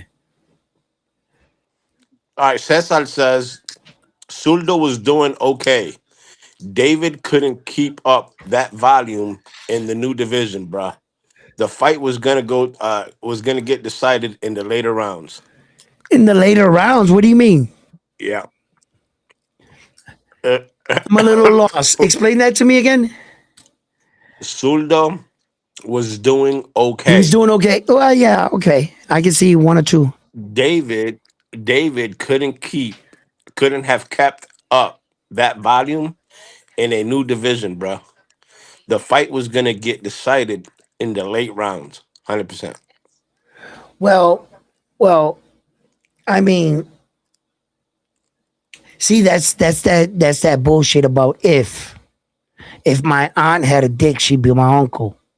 If, right? The problem is that David stopped him. David broke his orbital bone. We can't go here and say that the fight will be decided in the later rounds because one guy stopped the other guy. Shit, if we did that, then every fight that I've ever witnessed in my life, if Bernal Hopkins didn't stop Felix Trinidad in the 12th round, he would have won all the belts. If there was one more round, Oscar De La Hoya would have beaten Floyd Mayweather. If like we're not gonna do that. We're not gonna do that, man. We can't. No. David the Monster Benavidez beat the shit out of Zuldo. Zuldo had his moments in the fight. I even covered and said this when Mike Tyson was interviewed outside of the fight. He was saying, David, don't let this guy punch on you. Use your jab. Stay on the outside. And then David started coming back in the fight, finished Zuldo, right? That's what happened. If, I'm not going to play if. Read the chat. Cesar wants to know, who do you want to see him fight next? No, David the Monster Benavidez. That's who we talking about. Yep. All right. Here's the dilemma. And I want you to help me work this out, right? Okay, Cesar, check this out. I did make a video and even a short about this, that I thought that there was a position that David the Monster Benavidez can overachieve Canelo Alvarez as the current and reigning Mexican fighter in the same era as Saul. Because you got to give him credit for fighting in Saul's era. Okay, so I said, why doesn't David the Monster Benavidez go after the other two belts in cruiserweight? He already has, the WBO and the WBA, right? So, what's his name? Noel. He's got the WBC, and the IBF is vacant because Jael Pataya got stripped. So I said, if David the Monster Benavidez can get all four belts at cruiserweight, then even like David the Monster Benavidez alluded to today on one of his shorts or whatever, because that's how I seen it. He said he wants to fight Demetrius Bivol at a catchweight for everything. We'll put the cruiserweight belts on the line. You put the 175 belts on the line. Winner take all. That's what David the Monster Benavidez wants to do. Because at a catchweight, the law states, just like Devin Haney, when he fought at 144, it was technically at 147. You do realize that, right? Although it was a catchweight, you can do that. Just like in a title fight with O'Shaughnessy Foster and Stephen Kubo Fulton. Stephen Kubo Fulton missed weight. He overshot the weight limit. So what did the WBC do? They gave him a shot at an interim belt at 135 because they was over the 130 mark. Although Shakur Stevenson, not Shakur Stevenson, Stephen Kubo Fulton weighed in at 132, not the 135. He was over the 130. So they made it for a 135 championship. Same shit that David the Monster Benavidez is trying to do with Demetrius Bivol. He's trying to entice him to meet him at a catchweight so that everything can be on the line. You understand? So, my thing is, what's up, Fun Truck? I'm gonna bring you in right now. My thing is this, that I think that David the Monster Benavidez' next fight, it should be against Noel there, the WBC champion. Technically, the rules state in boxing, if you're not aware of this, that a champion cannot fight for a vacated title. It's against the law in boxing. But the boxing guys have been known to break the law. For fighters like Vasily Lomachenko, that was already a world champion, and he went and fought and competed for a vacant title. That was never supposed to occur. A champion can't fight for a vacant belt. What it states is you got to let the guy, somebody, win the belt. Then you make an offer that he can't refuse, and then you guys fight for the belt, or you guys have the same vision in mind, which makes it easier to make the fight happen. So I'm not going to sit here and say David should fight for the vacant IBF when I know that you're not supposed to do that. And you're not supposed to give a champion credit that does do that. Just because they bent the rules for you, it was Saul Canelo Alvarez, because he also did it too. At the time, I also didn't give him credit for that. Because a champion can't fight for a vacated belt. He has to fight a live body. That's the unwritten rules in boxing. But like I said, shit gets fucking trampled. Fun Truck, you came back. You had something on your mind. Tell me what's on your mind. Shit, I'm just listening to you, round one. Fuck Devin Haney. Um, if anything, Bill Haney is gonna go down for being a legendary promoter, if not already. Like I really respect what he's done. I've been a Devin Haney sort of supporter fan, watching him since his fights in Tijuana. I'm from the Bay, and I've known about him because of my trainer. He had close friends to him.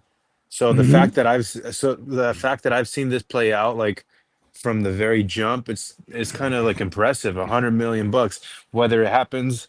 I think the reason why we're all talking about it right now, I just was like going through YouTube, other people are talking, other All channels right. talking about it.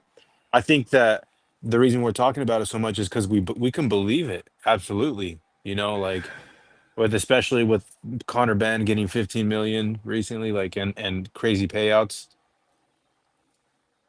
Yeah, but that's not official either. I mean, that's just hearsay. The $15 million. I mean, Connor Ben never came out himself and said they gave me 15 million. Nah, not yet. Look. What Front Truck is trying to say. Well, I'm hearing what you're saying, and what I think you're trying to say is this. Let me tell you guys something. $100 million is $100 million. I don't give a fuck if it's in Zuffa, boxing, nowhere, no matter. If your father and you, shouts out to Bill Haney, got you in position to sign a 3-fight deal for $100 million, I hope you get every penny. Because if you ask me, the money's not worth it for the price we pay after boxing. That's a separate conversation. Now, as far as what Fun Truck is saying, I can respect David Haney for any business endeavors he encounters. His business, his money. I'm not pocket chasing counting here. No, I'm not none of that. What I'm saying is Devin Haney, once upon a time, if this is true, where did he make his career? He made it in pro boxing, not in Sufa. Not in Sufa. He didn't become the youngest undisputed world champion in Sufa. He became that in the alphabet belts. So now by him signing $100 million deal, what I expect from Devin Haney is to carry the torch. Show us that you're gonna put Sufa on your back and that you as an entertainer, an athlete, a boxer can carry that burden. And until I see that, will I not give him credit for the star status that they're saying that he has? He's going to have to prove that there in a new job, in a new uniform, with a new look. So here you go, Devin Haney. You wanted a fresh start. You thought the boxing world was too harsh on you. They called you email champion. They never appreciated you, Devin. You must feel like an unappreciated worker. So you know what you did? You signed with a new company. Congratulations. And from what it sounds like, they paid you well. But wait, can you deliver? Can you deliver on the promise, the product? That yet to be seen. And that's all I'm on. I'm not shooting down Devin Haney. I'm not talking him up. I'm talking a fresh start, a real fresh start. You go to sue for Devin, guess what you got to do? You got to perform.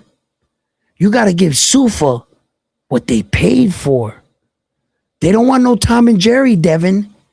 Isn't that what Turkey called you? Tom and Jerry. Well, look who just required the services of Tom and Jerry. How ironic. Go ahead, Fun Truck. So very often you hear of fighters getting fucked by their promoter and contract. This sport, we've seen Mikey Garcia, we've seen fighters like Terrence Crawford have that feud with Bob Arum and Martin Bacoli, my favorite fighter right now. He recently tweeted out something about his promoter Ben Shalom not giving him the fights and whatever. So the fact that Devin Haney like took his career into his own hands, that's the part that I can respect uh, very much. Hey, And Fun Truck. Before you finish your thought, real quick, did you see the statement Eddie Hearn made about Conor Ben? no, what'd he say? They offered. This is allegedly, and it's the source is Eddie Hearn himself. Allegedly, they offered Conor Ben 3 title fights Oh yeah, I before heard that signing to too. Zuffa. He sounds like a salty ex at Hearn. He's putting out Hold all on. the dirty laundry. He's putting out all the dirty laundry on Let me Conor pull the Ben. report real quick, and I'll read it to you real quick. Yeah, Hold on. read it out to us so that we Let can me hear let exactly me what he said. let me find it. So like that. I saw that too. We were talking about it, and I saw that report, and I was like, Here "Damn!" we And go. go ahead, read it. Hold on. Let it load.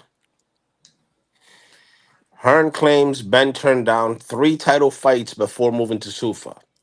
Eddie Hearn has claimed that Conor Ben rejected 3 world title opportunities before signing with Dana White's Sufa Boxing.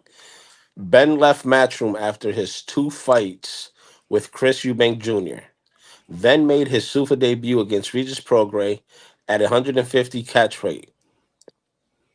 The 29-year-old won a dominant 10-round points decision on the Fury vs. Makhmudov undercard and has since agreed to a multi-fight deal with the new promotional company. According to Hearn, Ben was offered fights with Louis Crocker, Rolando Rolly Romero, and Josh Kelly while still connected to Matchroom. Hearn said he viewed Crocker versus Ben at the O2 Arena as a strong world title opportunity, but Ben showed little interest and later raised concerns about the IBF rehydration policy. Hearn also said a fight with Rowley had been agreed through Louis de Cubis, only for Ben to dismiss it as not big enough. He then floated a stadium of light clash with IBF super welterweight champion Josh Kelly, which Ben also rejected. I think he knows his limitations, Hearn said, suggesting Ben is now looking for the biggest possible financial opportunity rather than the smaller risk title fights. Ben remains the WBC's leading contender at welterweight and is expected to target a fight with Ryan Garcia later this year, despite not having fought at 47 since stopping Chris Van Heerden in 2022. Man, I mean, the narratives that these guys are putting out, man, it's really crazy. Um,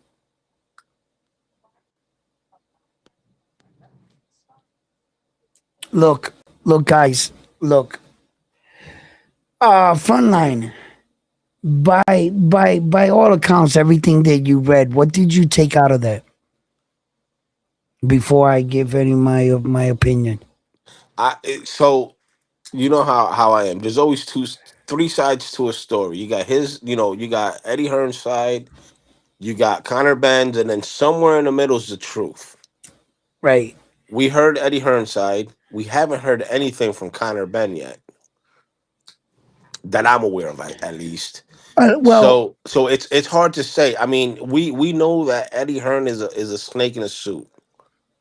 Could he right, be could he be butthurt that Conor Ben one made the hundred percent, decision to go to Sufa, and that's one why hundred he's percent, one all of hundred a percent. sudden claiming that he had all these fights lined up for him? We don't know that. You know what I'm saying? Right, right, and that's what I mean. When I say that Ed Hearn sounds like a disgruntled employee or fucking ex girlfriend, right? But Ed Hearn is in his rights to do this, right? When it comes to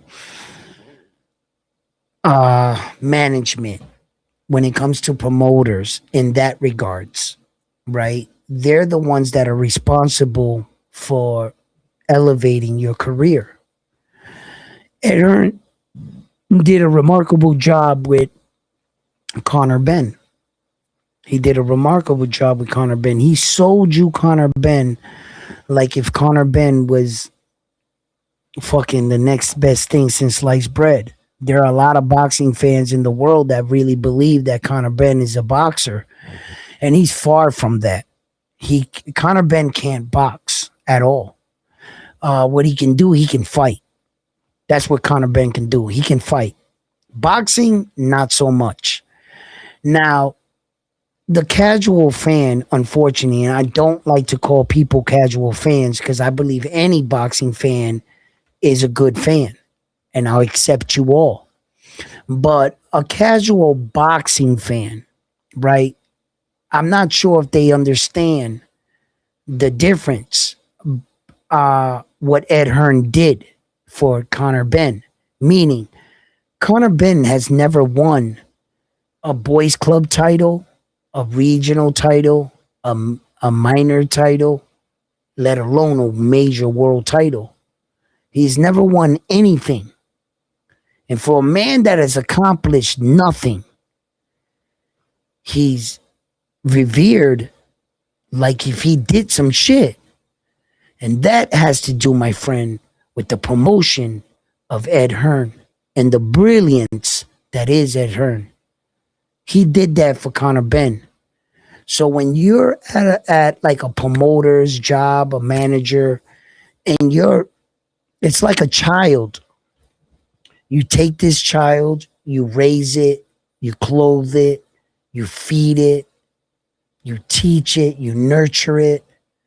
Then all of a sudden your fucking kid wins the gold medal and thanks. I want to thank the man that's always been there for me. He's my father, my coach. And your father's standing there like, motherfucker, I brought you all the way up here, every step of the way. And you start thanking other people, you're going to feel some kind of way. Ed Hearn made Conor Ben. So his job, since he took off with Dana White, is to destroy him and to feed you his next star. Fucking top promoter shit. Ed Hearn is feeding you what? That look, Ben Whitaker is the next best thing since sliced bread. What did the boxing world wake up the next day after Ben Whitaker put that guy away? What did they say? Oh shit, Ben Whitaker, you guys better watch out there. He'll beat all the top guys. He'll do this, he'll do that. But reality is much more, how should I say? Reality is a motherfucker. And when you can see boxing for what it is, I'll hop on the train for only so far. I'll tell you how far I'll go before I say I want to get off this ride. I'll promote Ben Whitaker. I'll say that he had a spectacular performance and he's on a rise. It's good for boxing. It is. It's good for boxing. He's got this little star status out there. I don't see nothing wrong with it. But if you want to talk about his technical skills as a fighter, Ben Whitaker, he has way too many flaws to fuck with any of the top guys. That's just the truth. If Frank Warren, or I mean Ed Hearn, if Frank Warren wants to put his fighter against Ed Hearn's not stupid. He better recognize what Ben Whitaker really is in real life. In real life, Ben Whitaker can't fight going to the right. That's a huge flaw. He can't evade going to the right neither. He's awkward. Go watch that fight in the first round when he tried to duck going to the right. He looked lost. Ben Whitaker can't step around even the basic jab. He has some huge boxing flaws. That's Ben fine. Whitaker. He fought for the Olympic British Olympic team. I think Yeah, that he's boxed old and like long enough to create his own style. So you got to let him play out, bro. Come on, yeah. give Listen, him the listen, bench. listen. What I'm telling you is this. What I'm saying to you guys is this. What Ed Hearn is doing with Ben Whitaker and the way that they're placing him is the correct way. Yeah, It is the that's what. correct way. Don't the boxing fans get crazy. The boxing fans get crazy and they start saying, yo, put him up against this guy and this and that. But what is Ed Hearn doing right now? He's with his new girlfriend, Ben Whitaker. Conor Ben is his ex. He's going to take Ben Whitaker, and I'm going to try to tell you right now, he's going to turn him into a household name. Mark my words. Mark my words that the promoter that is Ed Hearn is going to take Ben Whitaker. You got a star right there. The only thing is that you can't make the same mistake you did with Edgar Berlanga. Edgar Berlanga had 16 knockouts in the first round, whatever, coming up. That's the most in boxing history, whatever. But he went from hereditarily fighting unknown fighters to fighting the best fighter pound for pound in our era, Saul Canelo Alvarez, undisputed world champion. They rushed him too fast. Don't do that with Ben Whitaker. If you allow Ben Whitaker to grow as a fighter, you see, because Ben Whitaker is actually here. Ed Hearn found him here. Only one fight with him, right? He found him here. He needs to take him and do the exact same thing he did with Conor Ben. But in actuality, I tell you all Ben Whitaker's defects, right? Okay. But the guy can fight. The guy has potential. And the guy has been showing of late that he's not all show, that he can actually box. He does have flaws. He does have things he needs to work on. So I'm pointing them out. He's not ready for the top guys. But I'm trying to tell you right now, fucking with Ed Hearn, messing around with that promoter, he's going to beat everybody to the top spot. Mark my words. Mark my words that Ed Hearn is going to take Ben Whitaker and he's going to get him to the promised land. Trust me what I tell you. And it's not going to be that run. Ben Whitaker's going to end up being like those dudes that got to prove himself. Like, who did he fight? But he got the belt. This is blah, blah, blah. That's what's going to happen. Good promoting.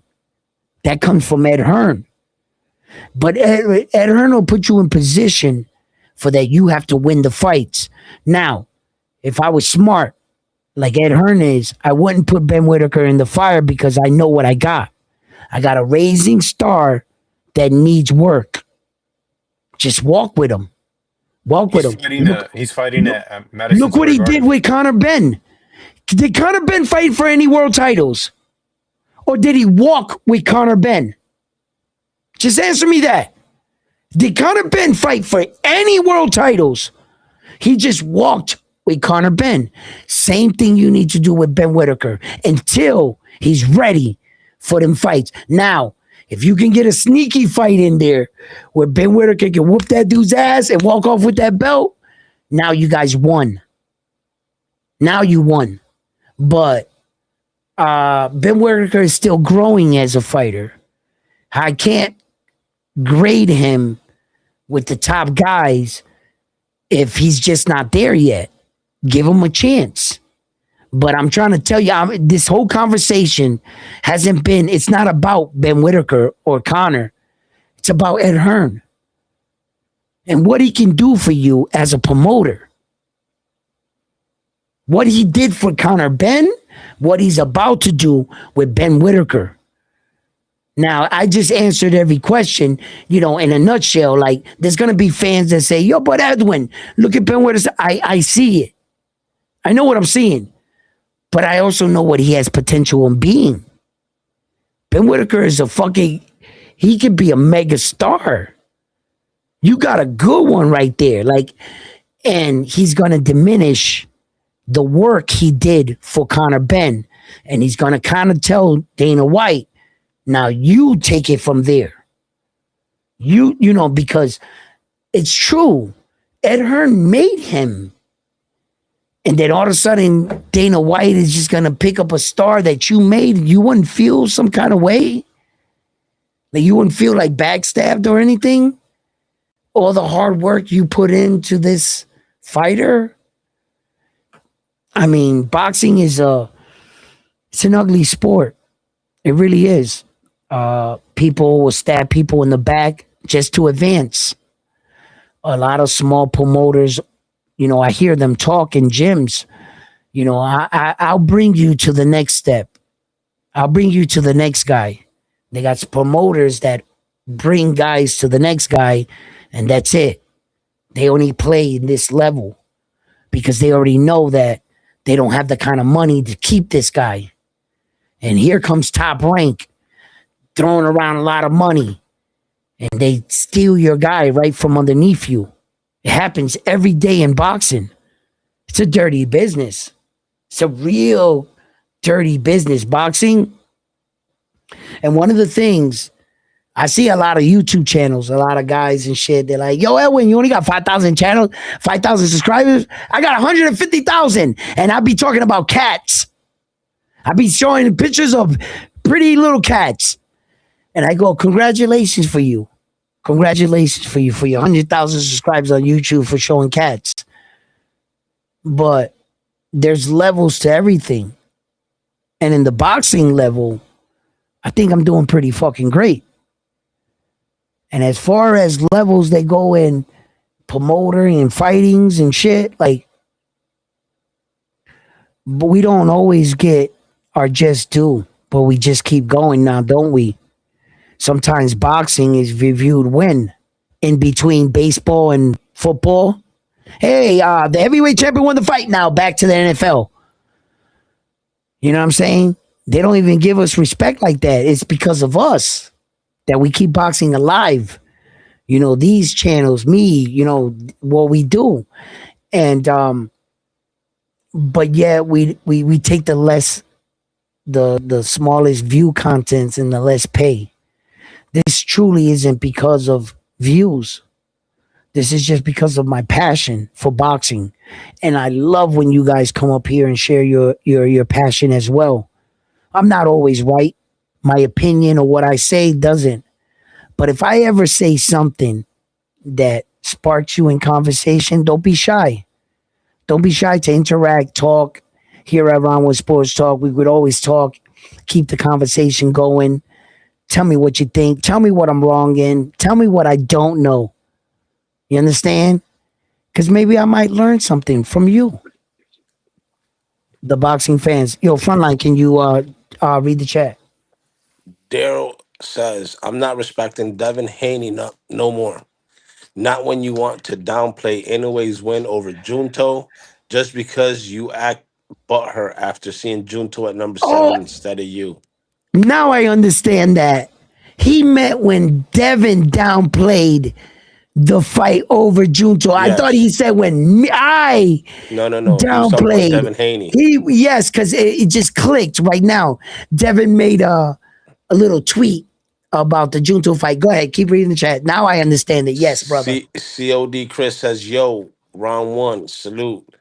Bruce Carrington would drop Inoue. Facts.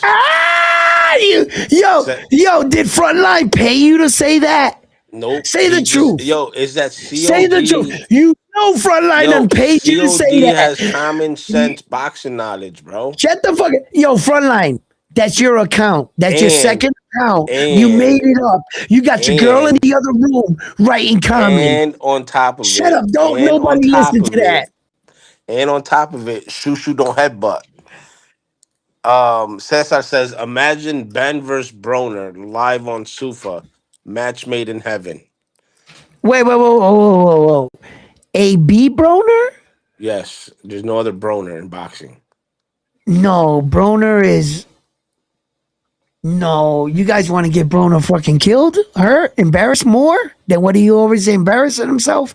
Plus, you guys got to give Ben Whitaker his respect. Ben Whitaker is looking for a more worthy opponent to fight. You know, I think Ben Whitaker is in a different trajectory, tying his name to a, you know, that could just be a catastrophe with. And then if Ben Whitaker stops or beats AB, no one's going to give him credit. You know what they're going to say? You beat up a drunk, addicted AB. So that win in the fight would actually go nowhere for Ben Whitaker's stock. You understand? I think that Ben Whitaker needs to focus on beating some of the guys, the top guys, to really solidify and gain the respects of the boxing fan.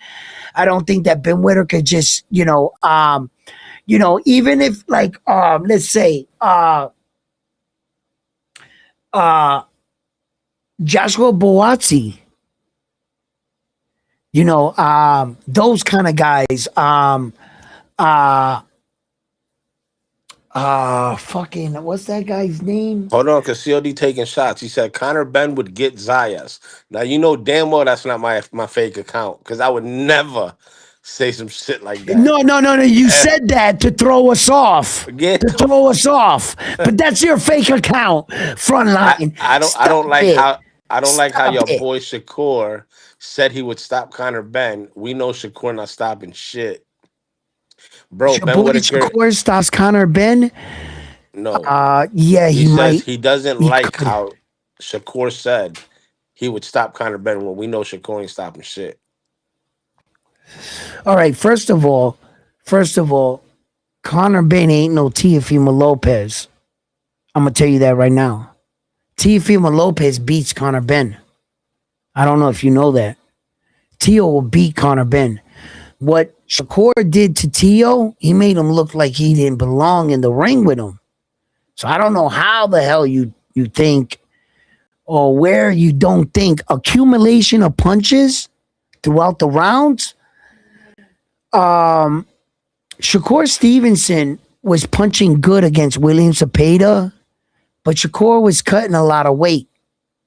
Shakur at 140, a bit bigger. He was punching harder. Did you see Teo's face? You remember what Teo looked like after the fight, right? You do remember that all bubbled cut there, blah. He was fucked up. There was no head bumps in the fight. You know that, right? So those were all punches. So that damage that Teo took, Conor's just what? Is he made out of iron, steel, titanium? He's not going to take any of that's pillow fist punching. What Teo looked like after the fight. That's what a pillow fist fighter does. Guys, stop believing this shit. Yeah, Shakur Stevenson doesn't have that one punch knockout power. But you can't tell me that his punches don't hurt. He'll bubble the fuck out of fucking Conor Ben. Conor Ben can't box. Conor Ben only brawls. He's a fighter. He's not a slick boxer. Not like Shakur. But Shakur fights off timing, off patterns. If Conor Ben keeps doing the same shit every round, he's going to get knocked out against Shakur. Shakur is a high elite fighter. Conor Ben makes reads. Listen, for an example, in the boxing world, right, we find this funny. This is a joke amongst us that just happened with Conor Ben and Regis Progress. The thing is that we thought as boxers, you would never sustain a head injury to a guy that's stationary, standing there with two bad knees. Regis Progress wasn't dipping down. Regis Progress was like this. How the fuck did you suffer not one, not two, but 3 eye cuts from head clashes, Conor Ben? Go back and watch the fight. Conor Ben lunged in. The greatest fighters in the world don't suffer cuts. Shakur, Floyd, the best fighters. They know how to move their head. They know how to position. They know where they're at. They're not doing amateur shit like leaning in and smashing their foreheads. The only time that shit happens when a fighter smashes their foreheads is when either the fight was so skilled that at one brief moment they smacked heads. You'll see it like once in a fight or something, right? Because they miscalculated. 3 fucking times. 3 times. Maybe even more. You smacked your head against a guy that literally was standing still upright. Regis Progress. Regis Progress wasn't doing this. He was like this. That means that Conor Ben, you overextended and went forward. You smacked your head against him. You didn't work the angles. You didn't come in, cut, know the measurement between you and him. It wasn't like Regis pulled them in like like Inoue did to Shut Nakatani. up. I knew you would say some dumb shit. Read the Yo, chat. Dave says Boots is going to get exposed. Can't wait. Saludos to Dave's real facts. Jason says Ben Whitaker is good and could go far in boxing. Cesar says Whitaker is Eddie's new AJ, not Connor. Whitaker is actually good. Precise says it's business. You doing good, but stop capping on Zuffa, says Precise. COD says Ben Whitaker fighting a Puerto Rican next. COD, that Puerto Rican is inactive. It's a fight to make Ben Whitaker Yo, look why good. y'all gotta bring that up? Why you gotta bring that up? Yo, I wasn't gonna say anything. I knew about it, right? Ben Whitaker is fighting one, right? UK, y'all about to get another dub on us on that one, right? Hey yo, but That's don't sleep okay. on Popeye. Don't sleep on Popeye. Listen, I'm not sure about Popeye. Hey, yo, Popeye's out my way. He's from Hartford, Connecticut. But yo, He's have out you my seen way. him lately on social media? Popeye? Yo, he's talking reckless like he's this guy. Yo, Listen, Popeye's talking way too much. He gonna be one of those fighters that's a few moments later. a few moments later, Yes. yo, Ben Whitaker's. Yes. I don't know. I think Ben Whitaker is. You know who Is I got in that fight though, right, Edwin? who do you got? You got Popeye. I got Popeye. Of course, you got Popeye. You're always Fucking gonna go Puerto with the Rican. What Puerto do you Rican think? flag. You think I give a fuck about Ben Whitaker? Fuck Ben Whitaker. I got Yeah, Popeye on this shit. yeah, no, it's not. It's not even about that. You should have said. You think I give a fuck about any other flag? It's my flag. That's You would have been right. better off That's like it. that. That's it. Okay, so as far as it goes with Ben Whitaker as a talent, Ben Whitaker is a better talent than Conor Ben, if you ask me. I think that Conor Ben is like an exciting fighter. If you match up Conor Ben well with a fighter that caters to him, he's going to give you an exciting fight. Conor Ben. He's kind of like that fighter that goes out there, he looks strong, he fights strong type fighter and shit. But he's not a smart fighter. He doesn't work off his jab. He doesn't set things up. He doesn't read patterns. He doesn't cut the ring off well. He doesn't do boxing shit. He just fights. You got to understand that. That's Conor Ben. Now, Ben Whitaker is making that transition to being respected as a real boxer. We saw Conor Ben's movement, antics, and if you ask me, yo, that shit wasn't easy, neither what he did, right? But some people are like, oh, that he was fighting a cab driver, a tomato can, a real super fighter, right?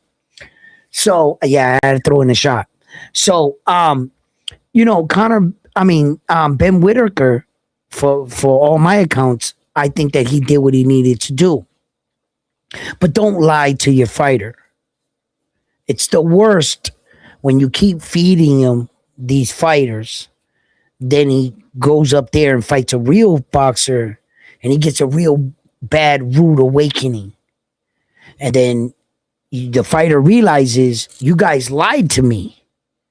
You guys let me believe my own bullshit and I didn't get any better.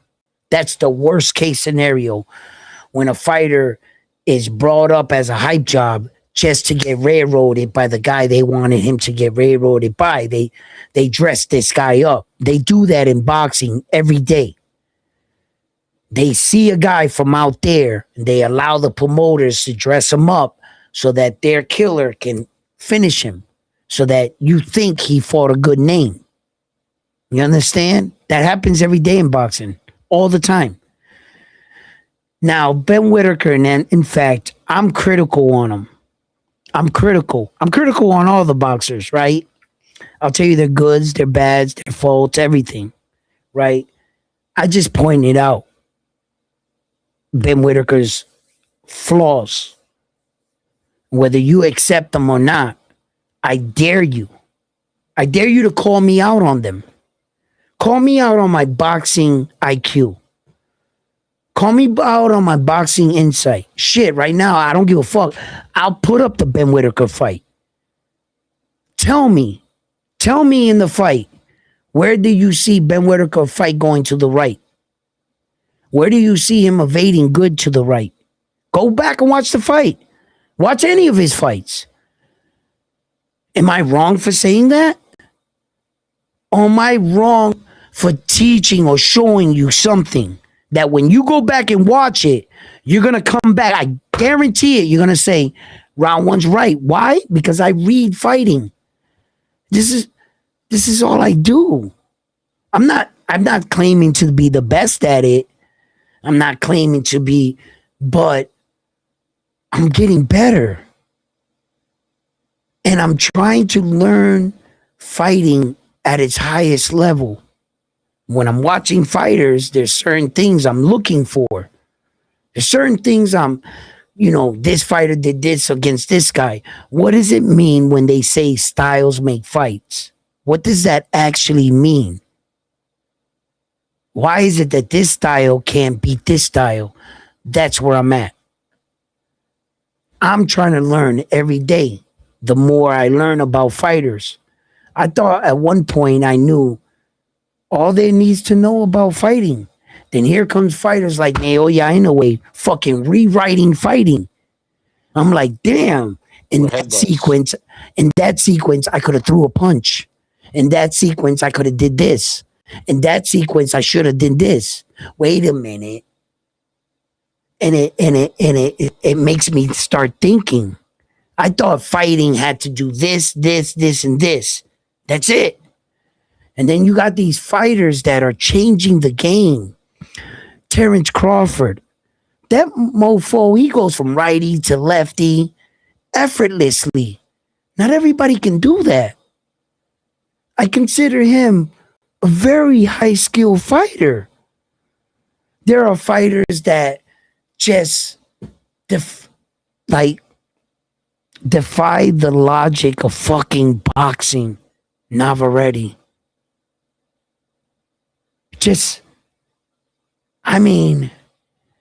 That guy, every time I watch him fight, I'm just like, he breaks every fucking rule. And every time you bet against him, you lose. He crosswalks, he crosses his feet, he does everything wrong, and he still wins. And when you see that, you got to understand the beauty of real fighting. That not one particular style can reign supreme. There's always that monkey wrench, that wow fighter, and that's what keeps me engaged. The fact that there's not just one formula to fight. There's a concept that can be a beginning, what you should do. But not all humans react the same. Meaning, in fighting, I learned cause and effect. If I do this, you do this. You understand? I'm going to make you walk into my shot. Meaning, the first punch I threw was just to get your attention. Wasn't really to hurt you or land.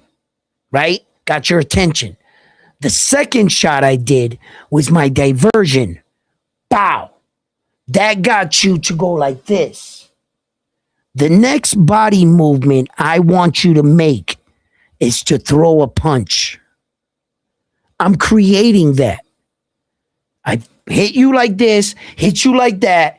Here comes your punch. I made you do that. I set you up. The second you go to throw that punch, I'm telling you, the next thing you're going to remember is you being on the floor and how did you get there? That's what you're going to remember. Because that's a setup. Some fighters train to read them. Patterns. That's what Shushu gonna do the anyway. That, Hey, you know? What? Go ahead. One Leinster says Inoue's a beast. QS17, Inoue #1, King. Precise says he might stop Connor. Laughing emojis. Precise says if Kerr wanted to stop him, he probably could. Wait, who? Kerr? Shakur. Yeah, Shakur. They call him Kerr. Okay. Yeah. COD Chris says Shakur never hurt Tio. Dave, He never hurt Tio.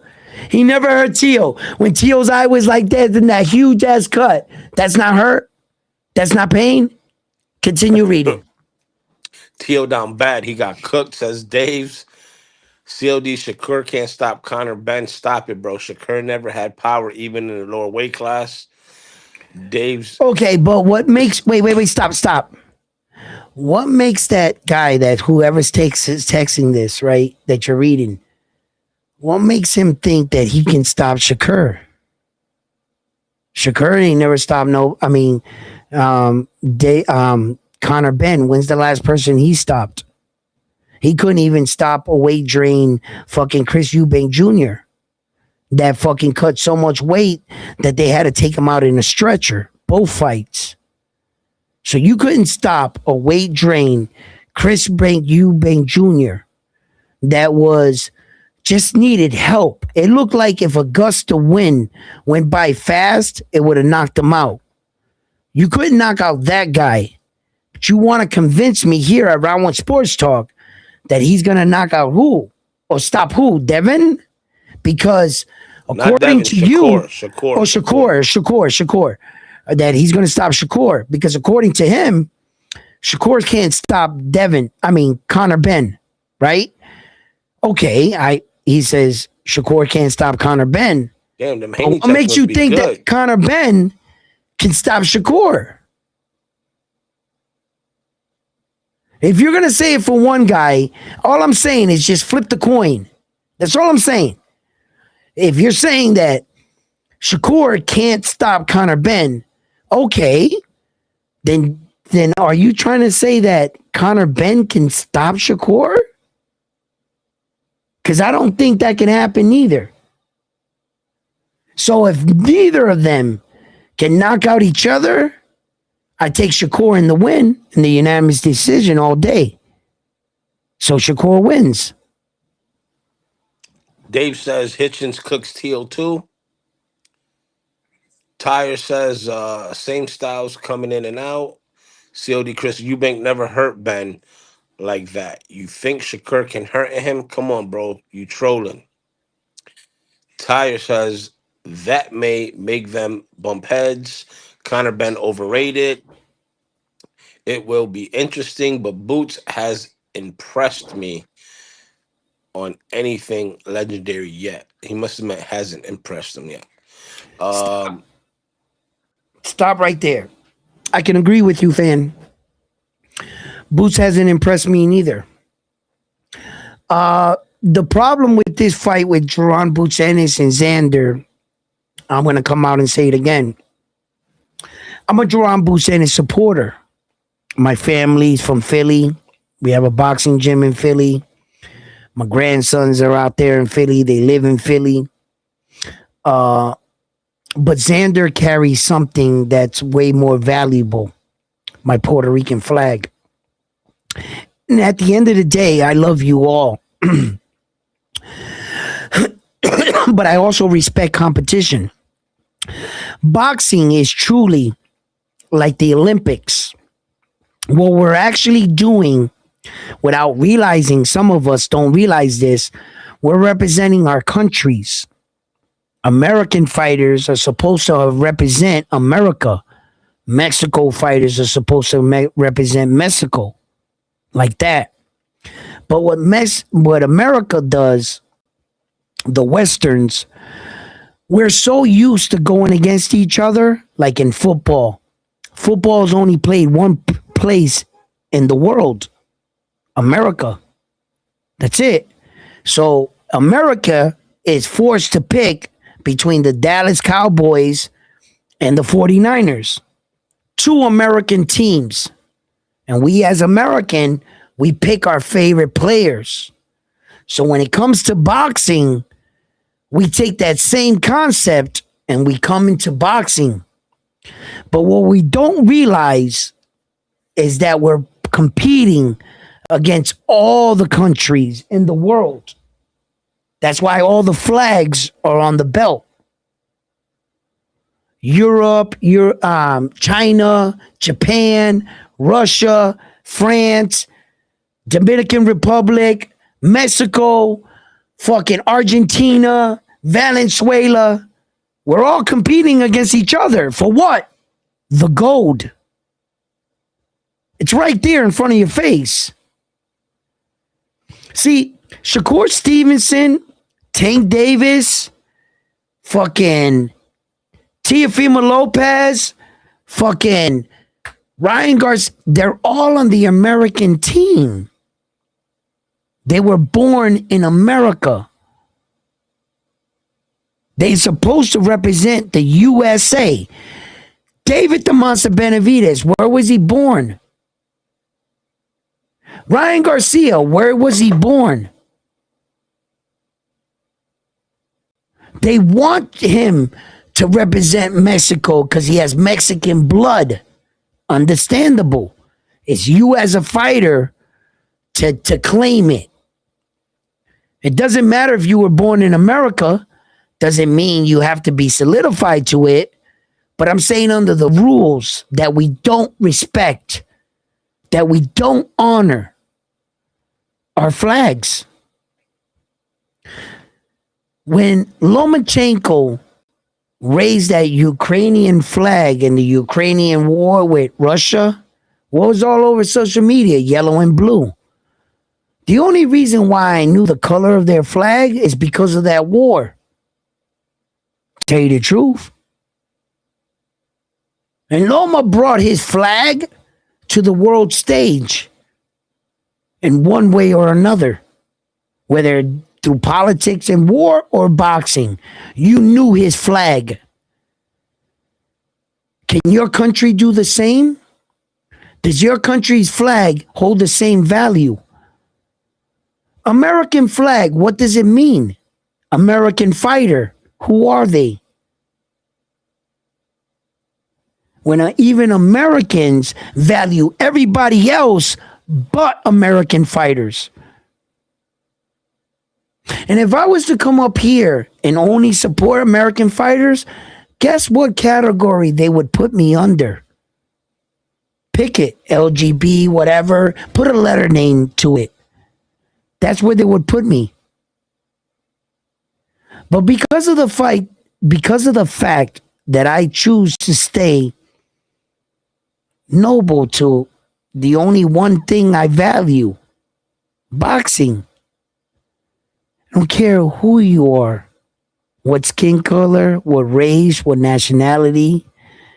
I've always said this, if you can fight, you can fight. And I'm studying you. I'm in this because of the combat. My wife today had a small debate with me, in fact, today. And she told me, she said she didn't understand why this guy would fight for this. If they didn't offer you all this money, you wouldn't fight for free, now would you? I had to stop her right there. And I had to tell her, you don't understand fighters. She says, no, because nobody's going to fight for nothing. I said, you're wrong. I would fight you in a McDonald's parking lot for a world title for no money, for a cheeseburger, maybe 2 fries. I can give 2 shits about the cheeseburger because I'm going to throw it away and I'm going to flick the french fries at you. Those were never my intentions. It's that world title. Some point, there's fighters out there that don't give 2 shits about what the money value of the fight is. I didn't sign up for the money. That was going to come regardless. I knew I was going to be rich. Example. I knew I was going to be rich. That's going to come when I win my world titles. Xander Zayas. When also you got fighters like Naoya Inoue. You know what that motherfucker did?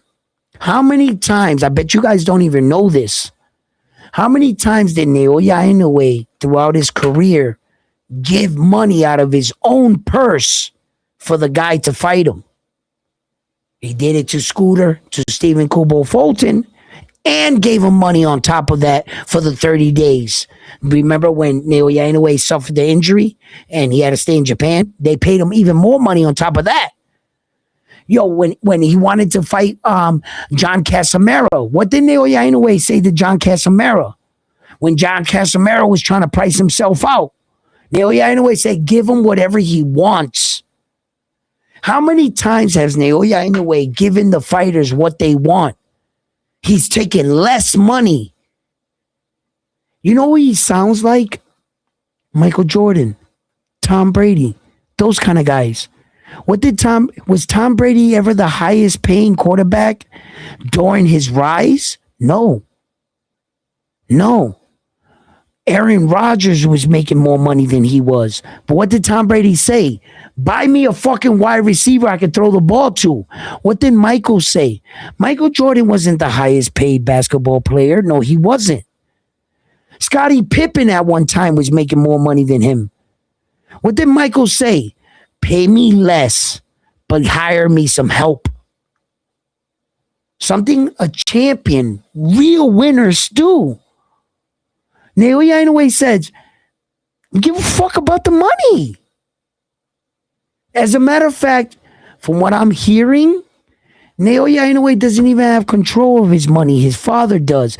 His father gives him a monthly check to give Naoya Inoue. And even though Naoya Inoue knows he has like millions of dollars in the bank, his brother Takuma doesn't. Wait. Stop right there. Check it out. We got Bulbos. Welcome back, my brother. What's he saying?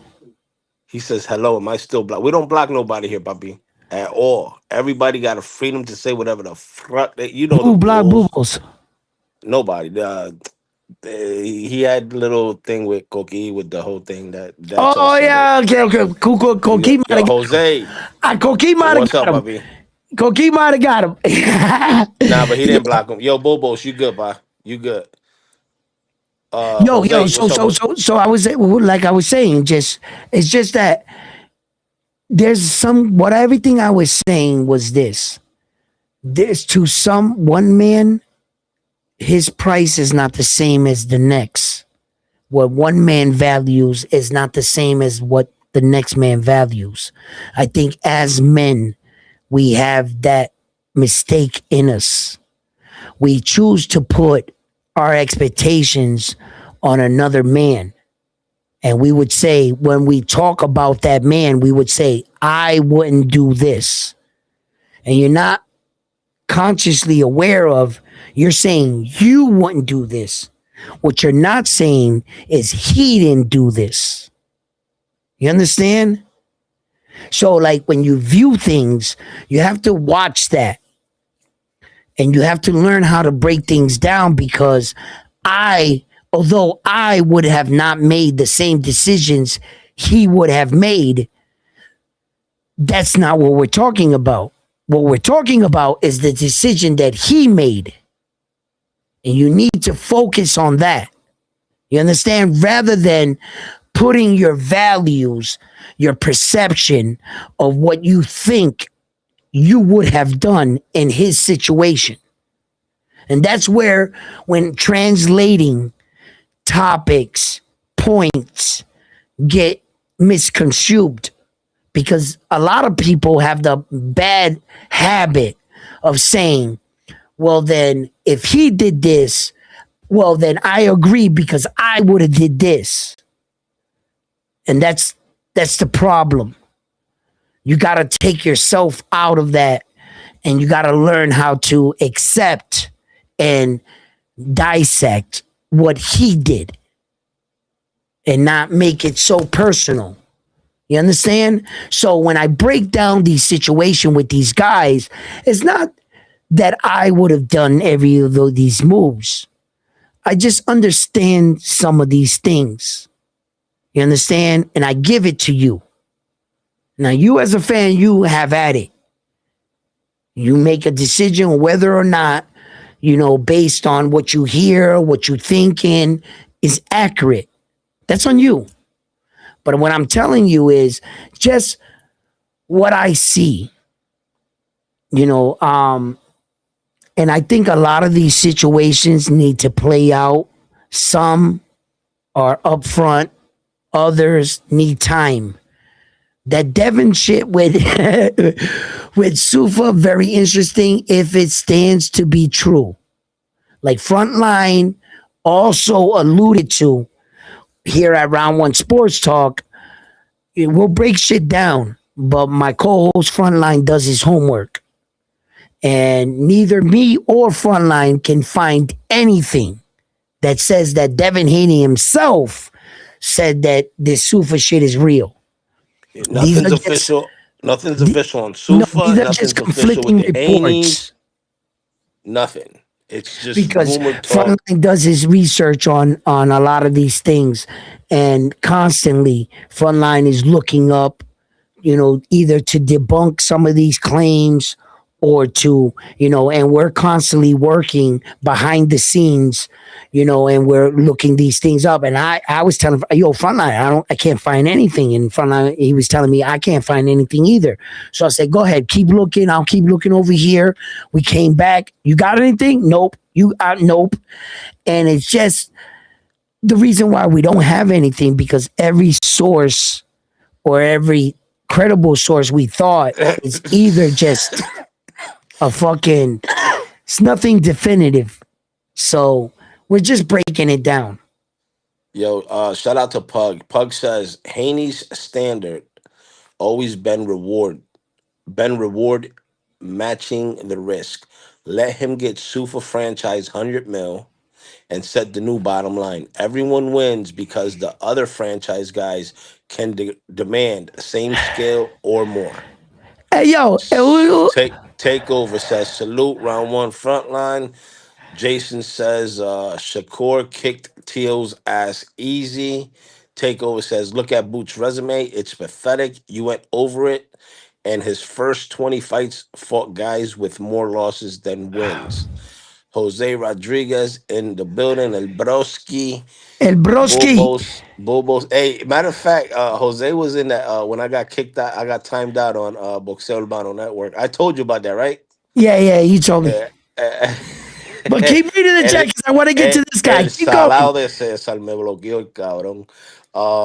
Yo, round one, you made up with Coach Bermudez. Haney Zuffa, the official question. That's Bobo's. Dead Bobo says clickbait title. Laughing emoji. Yo, Bubbles. That's why your ass got blocked. Because you be saying, you know what I'm saying? But you make clickbait title. No, wait, hold on. No. If you read the title, you got to read the entirety. You see, people be having selective reading. You just read on the title, Haney's Zuffa $1 million deal. You didn't read the rest of the title where it says, is it true? Let's talk about it.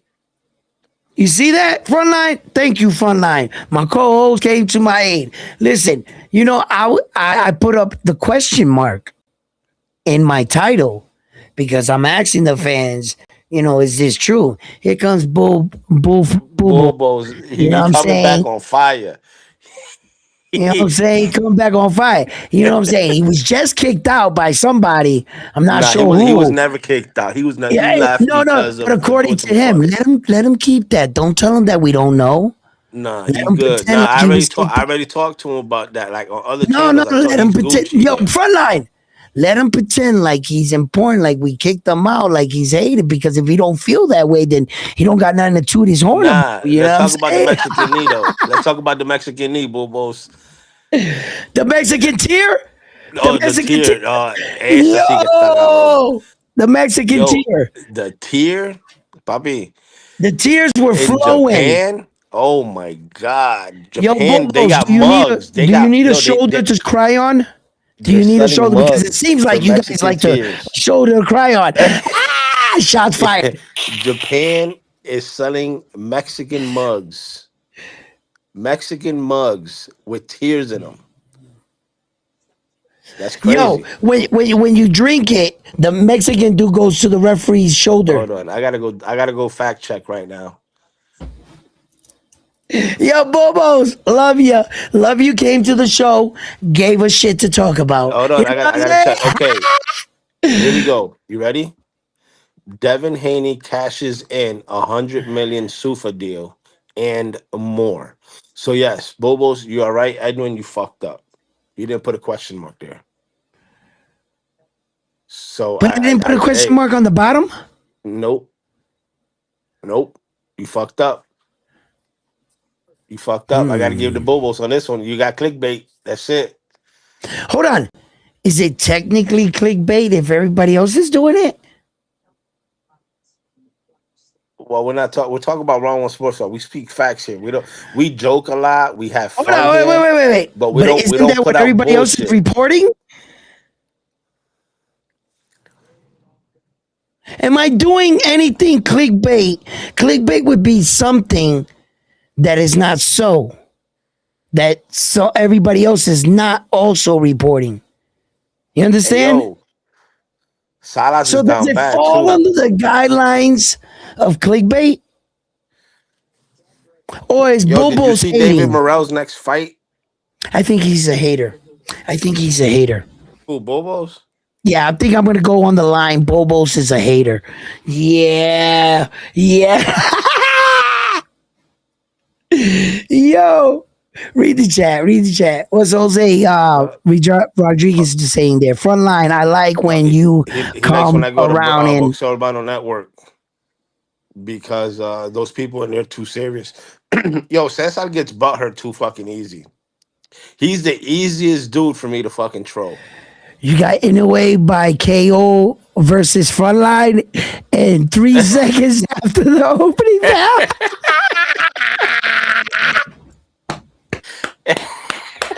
Yo, you Hey, gave fuck you, Frontline too much QS. time. 2 Yo, seconds. you know Two what though? seconds, not 3. That's way too much time. Hey, Yo, I'm gonna go in there with a fucking headgear on to fight anyway because he likes to shut the headbutt. hell up. You be spreading lies. El cabezazo, el Boy. cabezón. That's what I'm gonna call anyway. Anyway, el cabezón. No, Naoya, el cabezón anyway. Yo, why you be lying on it? I'm Bam, about to pull that Benavidez, up now. Canelo, Navarrete, all in the top 10 pound for pound list. What? Bam, Bam Rodriguez, Yeah. David, the real monster, not the cookie monster, the real monster Benavidez, Saul Canelo Alvarez, Navarrete, all in the top 10 pound for pound. Mexico flag. Fucking guy.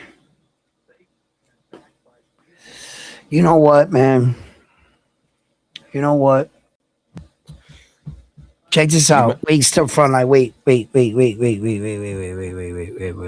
Just wait 1 second.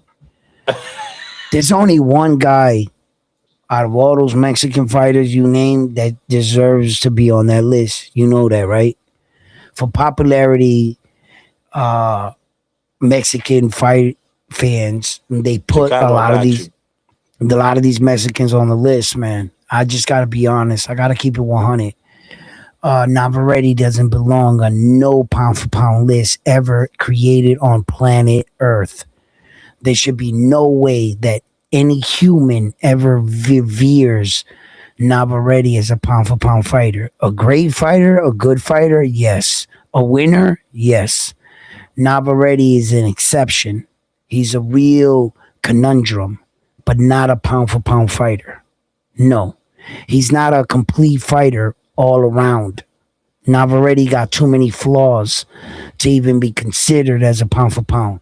So just by putting Navarrete on the list by itself, you can Your tell list is that, no good. Your list is null and yeah, void. you can tell that some envelopes got passed around. Look, Like, Chicago kills adding flame to the fire. He said he forgot Fundora and Ortiz, okay, and which neither Ortiz is does. is the 30-year-old prospect. Mm, mm. And he said and King Rai. All right, neither of those three guys combined belong on a pound for pound list. Even if you was to take Sebastian Fundora, Virgil Ortiz, and Ryan Garcia's skills, you wrap them into one, you still would be short a couple levels to get on a pound for pound list. Neither of those guys got the skills to be on a pound for pound list. Neither Virgil, Ryan, nor Fundora. You can't be on a pound for pound list anywhere.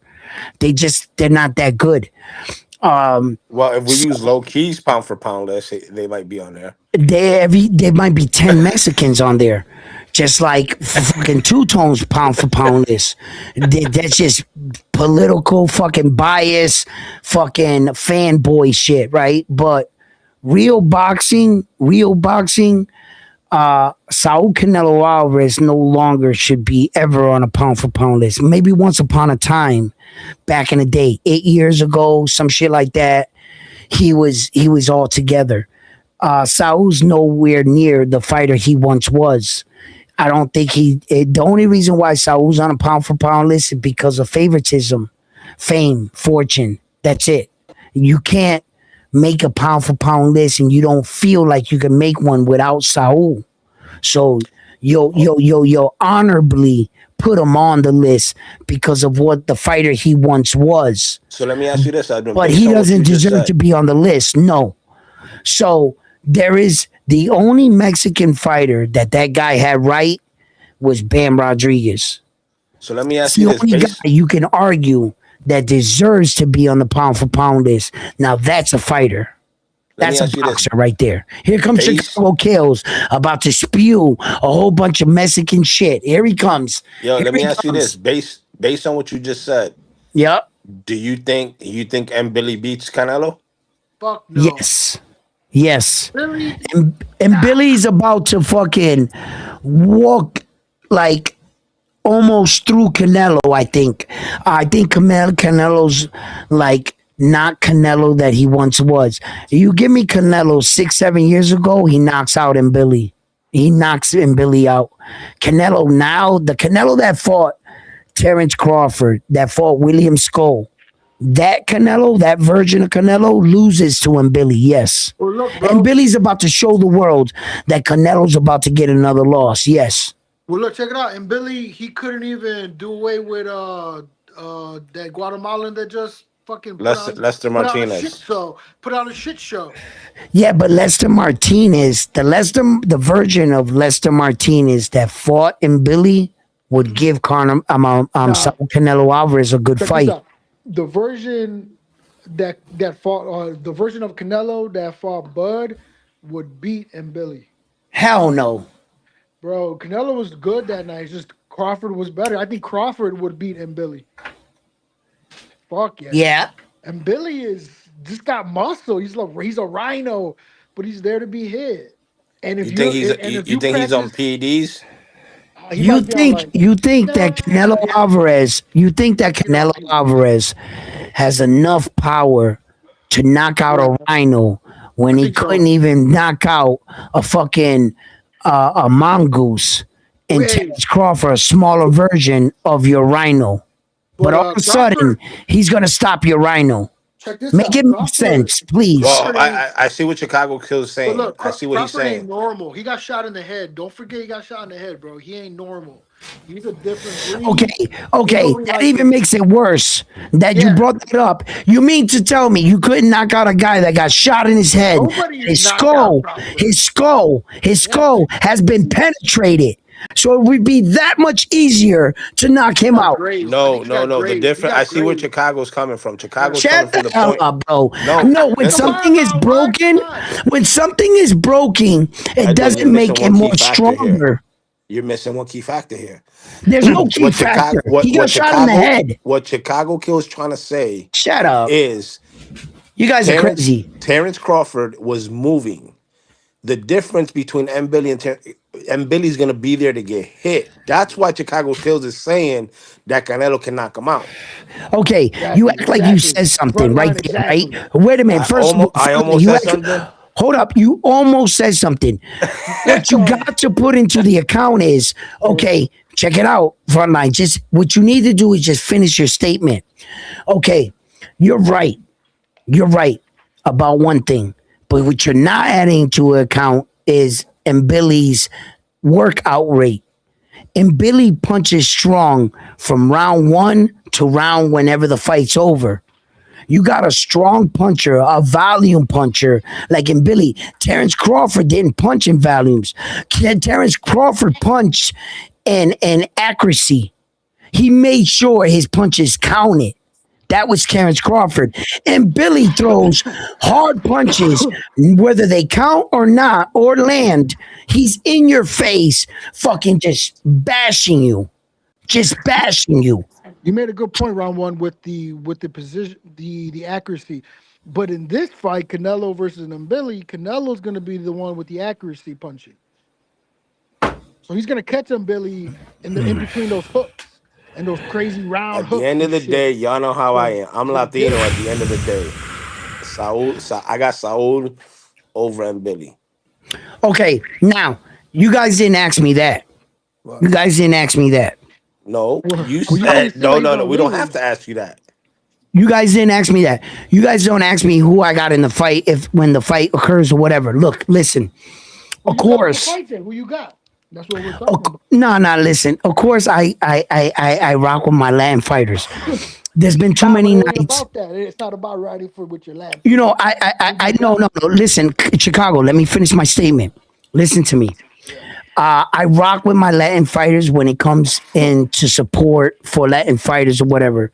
But now I stand on the side of just broadcasting fights. As I broadcast the fights, I'm going to tell you my honest assessment. I give you both. Sometimes I play along with you guys. I'll say I'll pick a round of this, but I'll tell you what I honestly think about the fight if you listen long enough.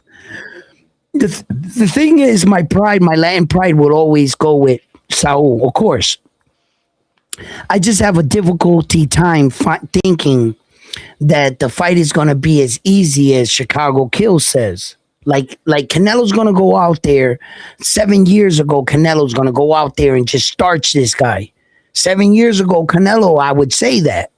But Canelo, although he's not up there in age, what is he, 35, 36? He's not that old, right? What Canelo has is a lot of boxing miles. He has over 60 fucking professional fights, man. Canelo is like, in boxing years, he's like 80 years old. You do realize that, right? Like, that's not easy doing what he did. No, he still got his speech. He still He does not have his speed. There is no speed there. There is no speed in Canelo. His waist movement has declined. His reaction time has declined. His counter punching has declined.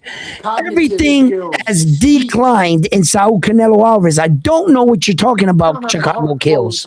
Let me tell you real quick.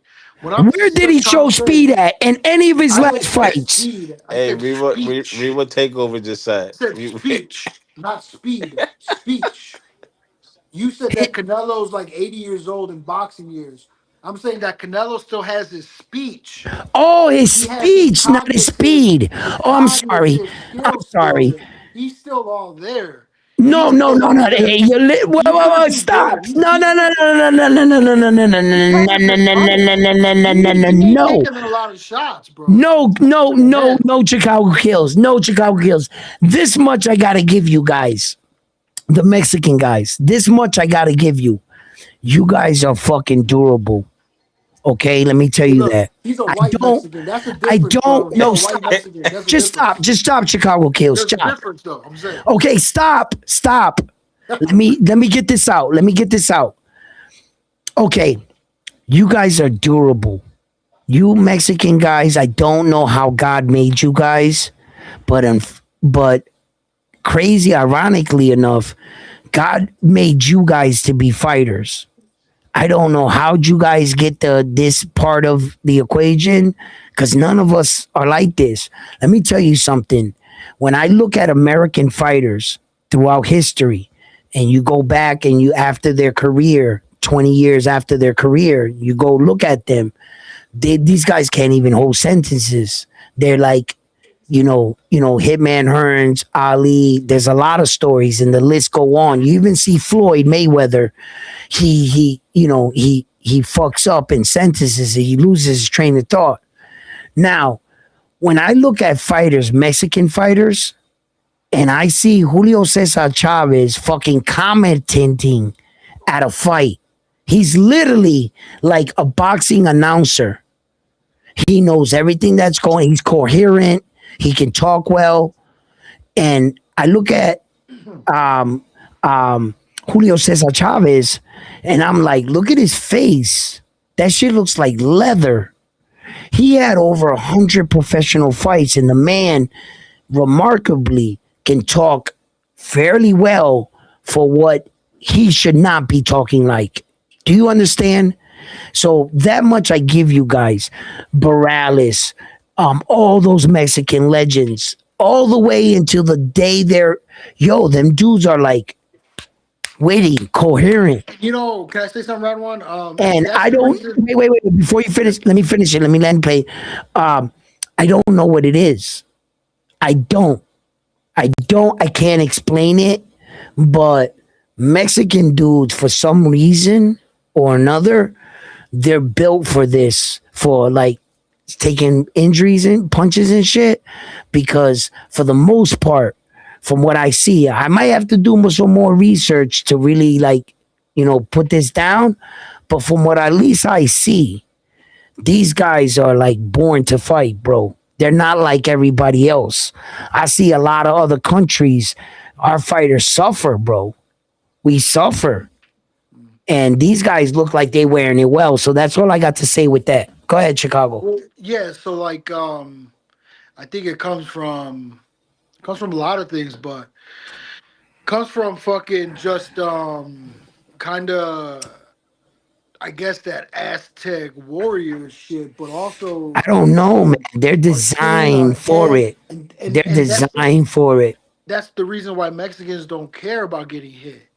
They come forward, they box that way because They're there's no just fear. different. I don't The know, American man. fighter doesn't want to get hurt. Cause that shit hurts, bro. But the old school American fighter didn't give a fuck, but the new school American fighter, they give a fuck. They don't Yeah, want to get but hurt. but it didn't matter what new school, old school. Old school went in there and didn't care. Look at the price they paid. Old school Mexican fighters didn't care. Look at the price they paid. Not much. See, there's a difference. When fucking Sugar Ray Leonard only has one eye now. He can barely see out of one eye from fights. When fucking all these fighters can't even write their name. You know Julio what's Cesar funny? Chavez, I just seen him. I just seen him like last Saturday night in the ring celebrating with David the Monster Benavidez. Julio Cesar Chavez. Round one. I'm gonna tell you right now, Julio Cesar Chavez is older He don't like than. Canelo anyway. Hold up. Julio Cesar Chavez is older and has way more fights than Hitman Hearns, doesn't he? Than everybody, yeah, I think so. Okay, Hitman Hearns could not be at that fight. He would have to be at that fight in a wheelchair. You know that, Yeah, right? yeah. It just goes to show you. Well, look at their heads. Americans, other people, they got smaller I don't heads, know what it is. smaller I'm not gonna jawline. sit here and pretend like their Like a head little, structure. well, hold on, I'm telling you, and they got like little necks, little skinny Yeah, necks, but Tank little David's got a head. huge head. He ain't, yeah, he ain't. He's good. He's good. He Yeah, fucking but his head and his neck is fucking huge. Have you right. ever So you seen don't Tank Davis in real like life? look like me. I got a nice, good fucking head, jaw, neck. If you're gonna punch me, you gotta fucking kill me. Yeah, And but you know what I'm you saying? know Yeah, what I'm but saying? Chicago kills. They word on the street, you're chinny. You know, girls knock you out. You know, everybody Girls knocks knock you me out. out with that Chicago pussy. kills. With that So pussy. shut That up. shit knocked All me right, out, you're baby. not nowhere near as tough as these guys. All right, so don't No, I'm even not. pretend to be. I'm Listen, not. all right, I'm listen. saying Stop it's it. based in the Stop it. Mexican frame, I guess. Listen, you're not that Mexican. You're not that Yo, kind. All listen, I'm right. fucking take Mexican. over. But What do you Listen, mean, anyway, my guy? take over says Mexicans get all the email belts, gifts from the, especially from the Nah, we WBC. fight for our belts. We fight for our belts. You know that. take We ain't And shots. then, Take dying for shots those at him. belts. yo, long care process. Canelo tiene más milla que una craquera. Damn, they're not gonna get on Main Street on a Friday night? Because Let's that's a talk lot about of Hey, miles. hey, let's talk That's about a Bulbul lot one says of it's one. not a miles. coincidence. One. I got a lot of insight on Zuffa, Dana White, and the UFC. It kind of all ties together. So I feel like the UFC is kind of going down the drain. Even though they're having a fight right now at the White House, it's not really a big card. The fighters that are fighting on the card, they're mediocre. They're not big sellers. UFC is kind of going down, and I feel that Dana White feels that, so he needs to jump into something else. And so, Well, yeah, no, they're no, no, putting no, up no, the no, no, money. no, no, So, no, is it no, no, true that no, Devin no. Haney signed 100 million? Is that Stop, true? stop, stop, stop, stop, stop, stop, stop, stop, stop, stop. I'm Uh, always wrong to this guy. Chicago kills. Wait, wait, wait, wait, wait, wait, wait, wait, Media wait, right wait, wait. or If you're title gonna right. make, okay, Yeah. look, Hey, but those are I facts. believe, I believe that everybody's entitled to their opinion. I believe that. I have my own opinions on some views. You have your own opinions and some views, but opinions are like assholes. Everyone has one. You're being The too problems PC with right now. opinions are when you say them, sometimes you're going to have to back those up by facts. The problem is Dana White didn't leave UFC because the UFC was failing. No, that's a lie. Okay. Dana White didn't leave the UFC because of any of the reasons I bet you're probably going to think of, rather than the real reason than what he left. The real reason why Dana left the UFC, because he never owned it. Dana didn't He leave the UFC. He does stop, own. He sold stop, his part for stop, 4 billion. stop, stop, Those are stop, facts, round one. Those are facts. stop, stop. Hi, I'm Just, telling you facts. just stop, I just want to listen stop. to the facts. I listen. They're not facts, bro. Okay, listen. I'm gonna tell you the facts. I'm telling you. Dana White was only the president of the UFC the whole time. He was He smart. never owned. He Very smart. never owned. Stop, man. Look, the He, Fertitta sold the UFC, oh and my they gave God. Dana I'm White gonna four mute Chicago billion Kills dollars. now. Okay, I'm gonna mute him because he obviously doesn't stop talking. Okay, now I muted him. Okay, I don't need your history lesson on UFC. I don't need it. I'm just telling you the facts. If you want to dispute me on the facts by saying who owned it, that's what I'm saying. He never owned it. So where am I going wrong by you explaining what I already know that the Fatellas owned it? Isn't that exactly what I'm saying?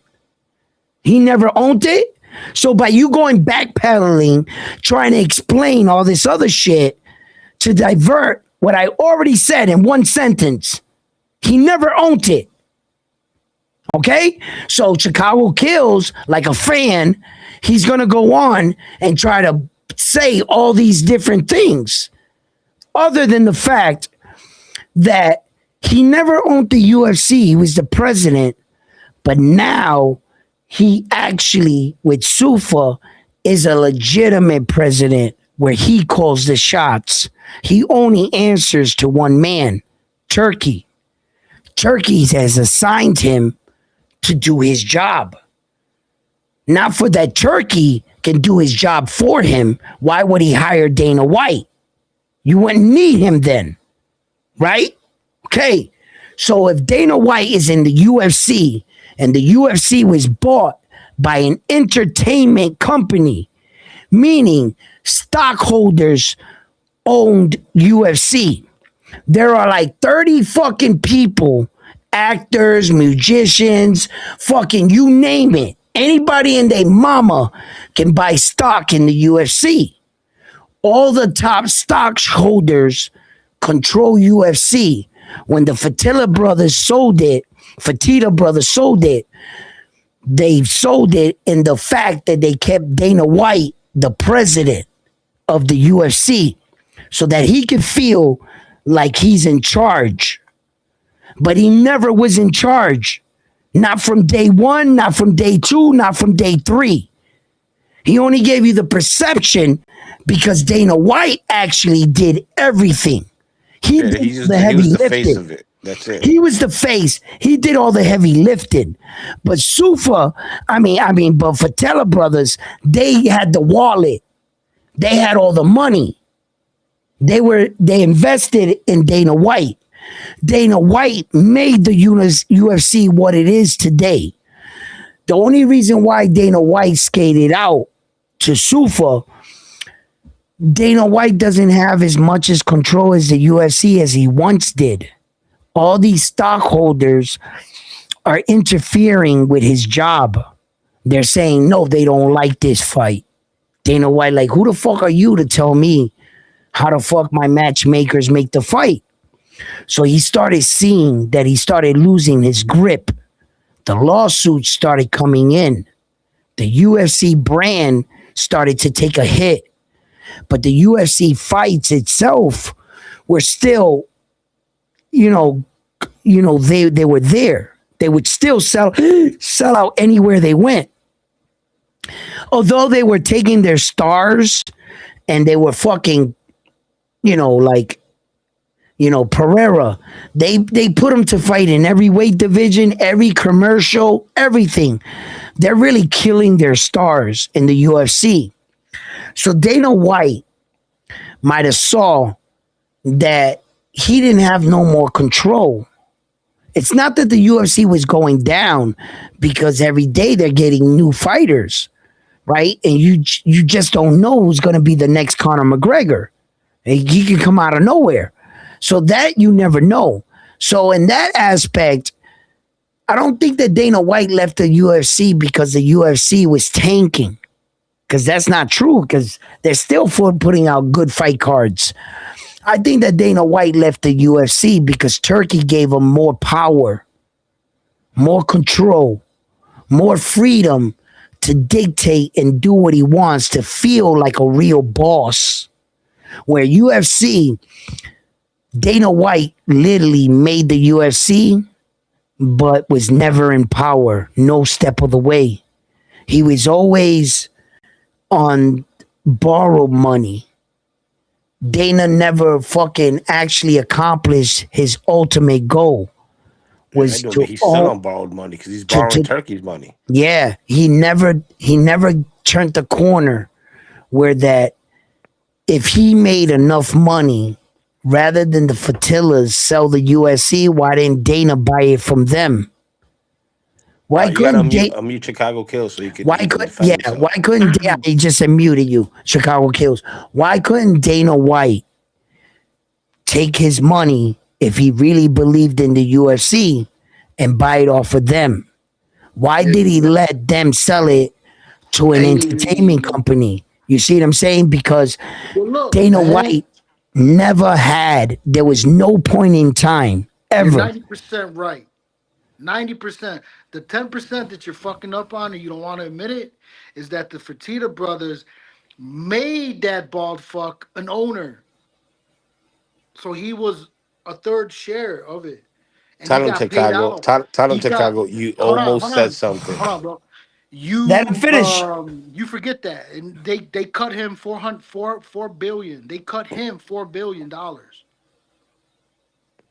Okay. First of all, if you're gonna lie, have your numbers right. If you're gonna lie, right, Chicago, you should have your numbers right. How could the Fertillas cut him $4 billion if the UFC itself was sold for $4.5 billion? No. Yes. They sold for to way be more honest than though, $4 billion. Chicago. Okay. To be honest, Chicago. Nobody cares about UFC here. To be honest, Nobody, but Chicago's is lying. Chicago's is lying. Hold on. We're gonna put this up. I'm gonna end the live stream with Chicago's Hey, that's lies. what I heard. Round one. No, these are your From Dana. lies. I tell From you an all the interview. time. Stop No. copying, print, repeat. Do some research.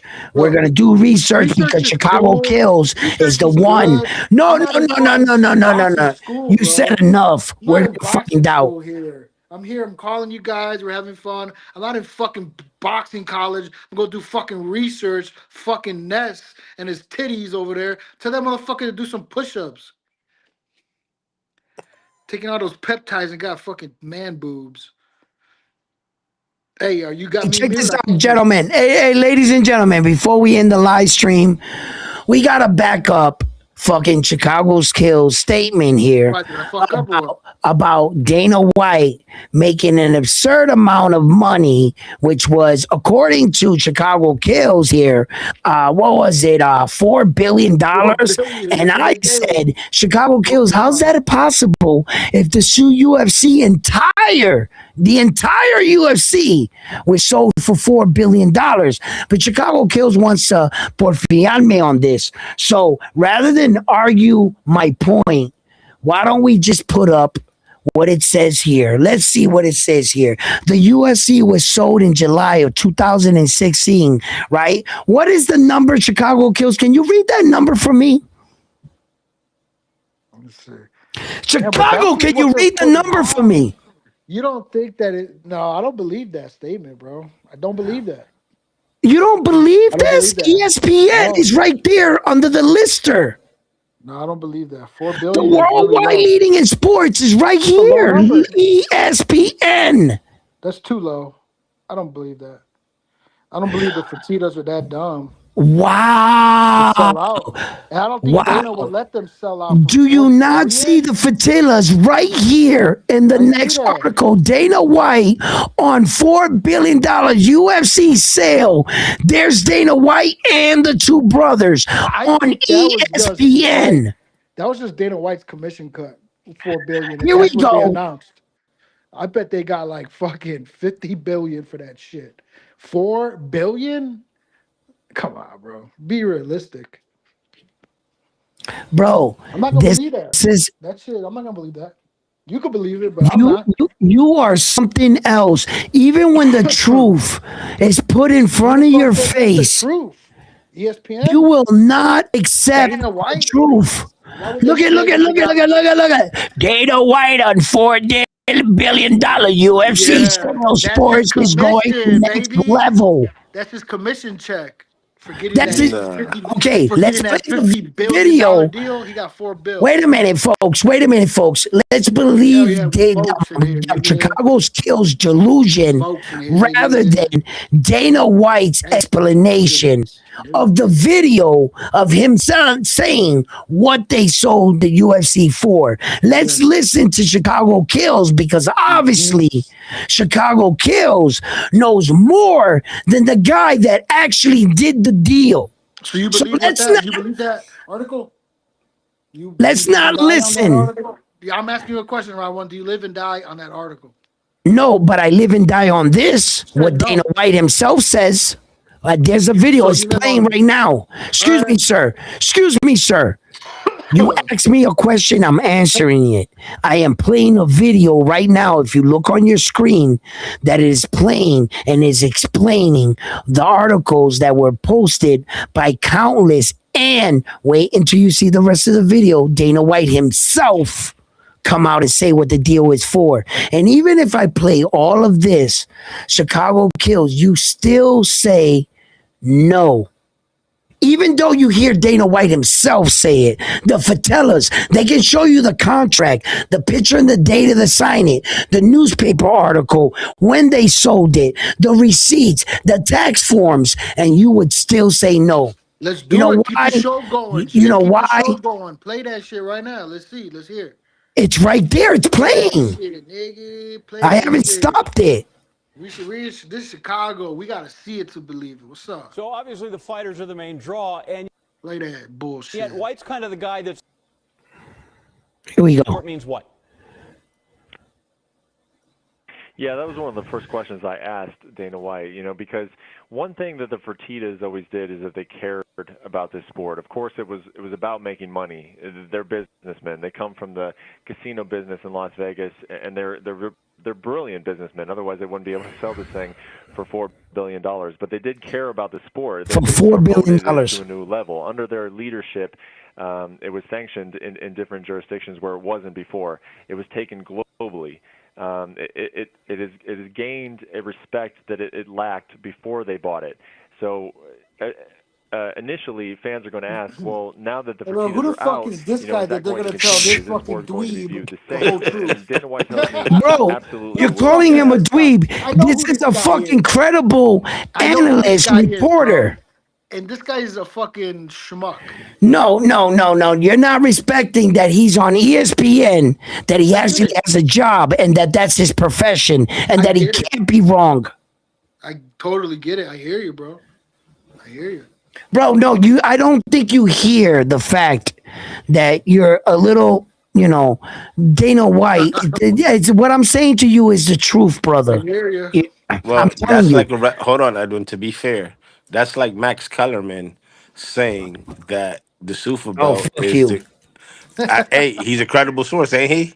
Shut up. Hey, Listen, Max is listen. Max Kellerman What, is what I'm the saying to you source. is, well, listen, the whole conversation was this, that I said that I believe that when you said that Dana came running to boxing with his tail wrapped between his legs I because he didn't say saw all that the that. UFC was falling, I just needed to stop you right there.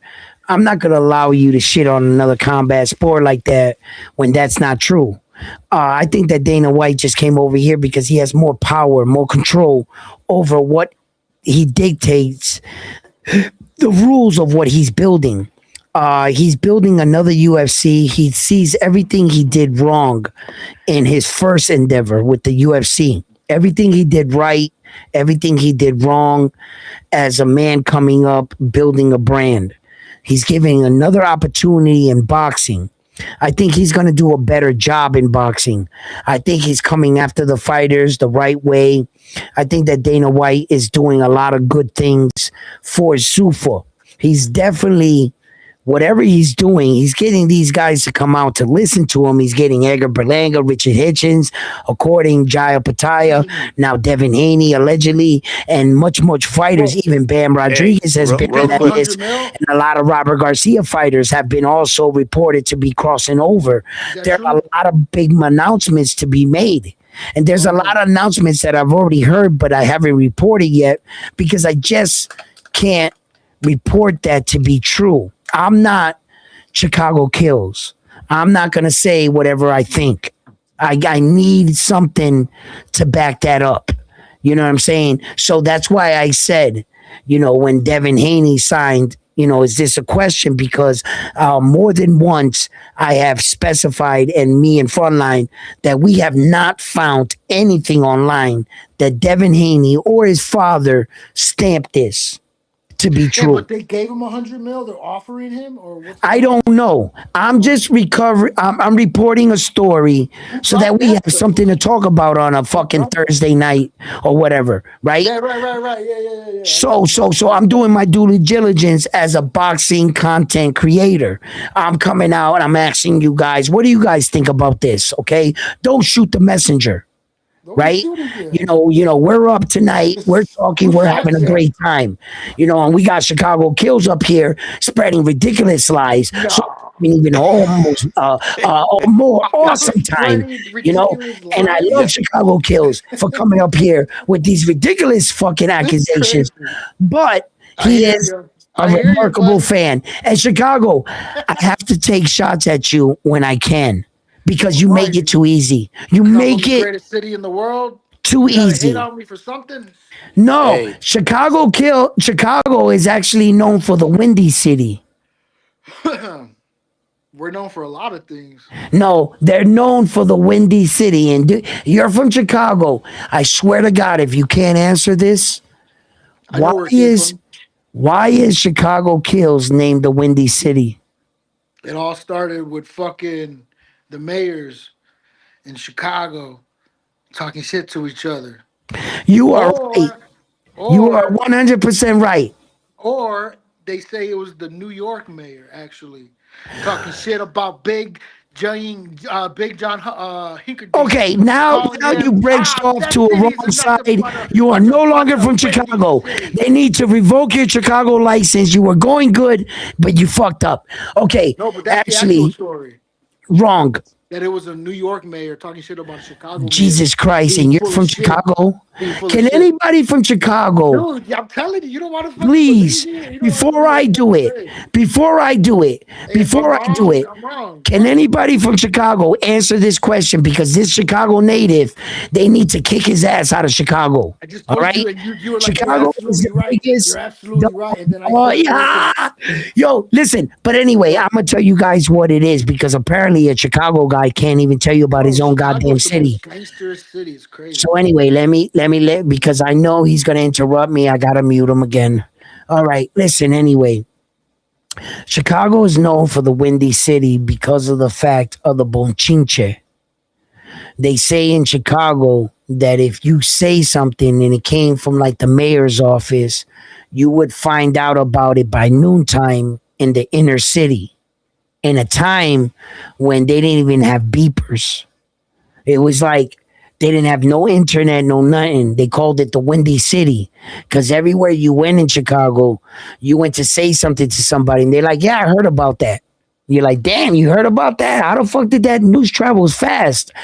And they said that Chicago flowed like that, that you couldn't watch what you said in Chicago because it would literally make it from one side of the city to the other type shit.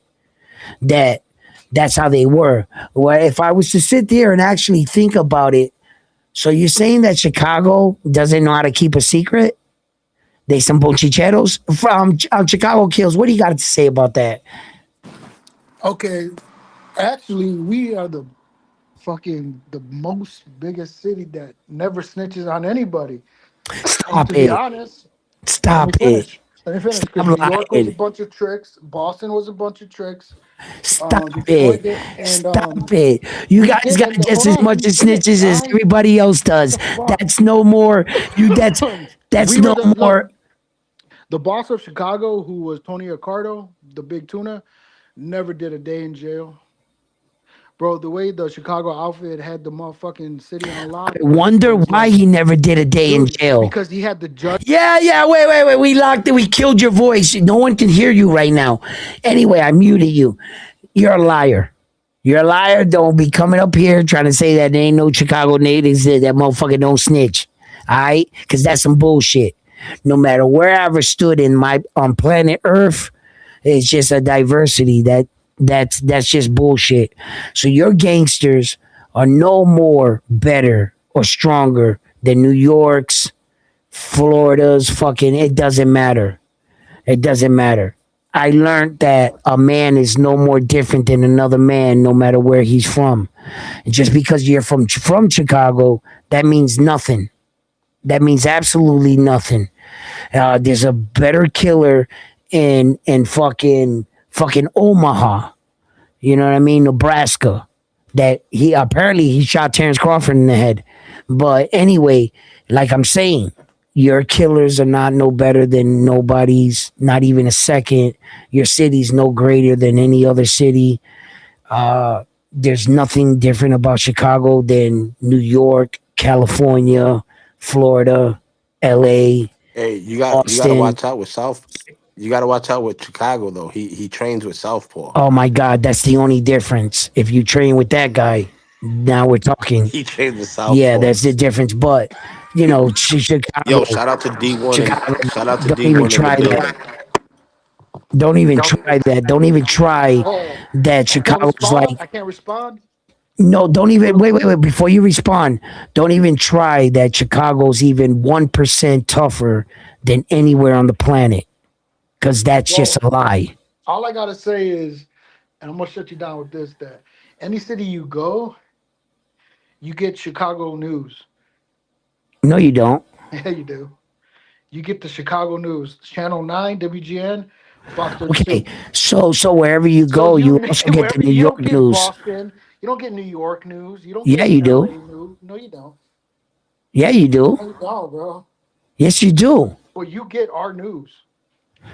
Are you insane, Chicago? You get our news, bro. Okay, wait a minute, wait. Stop.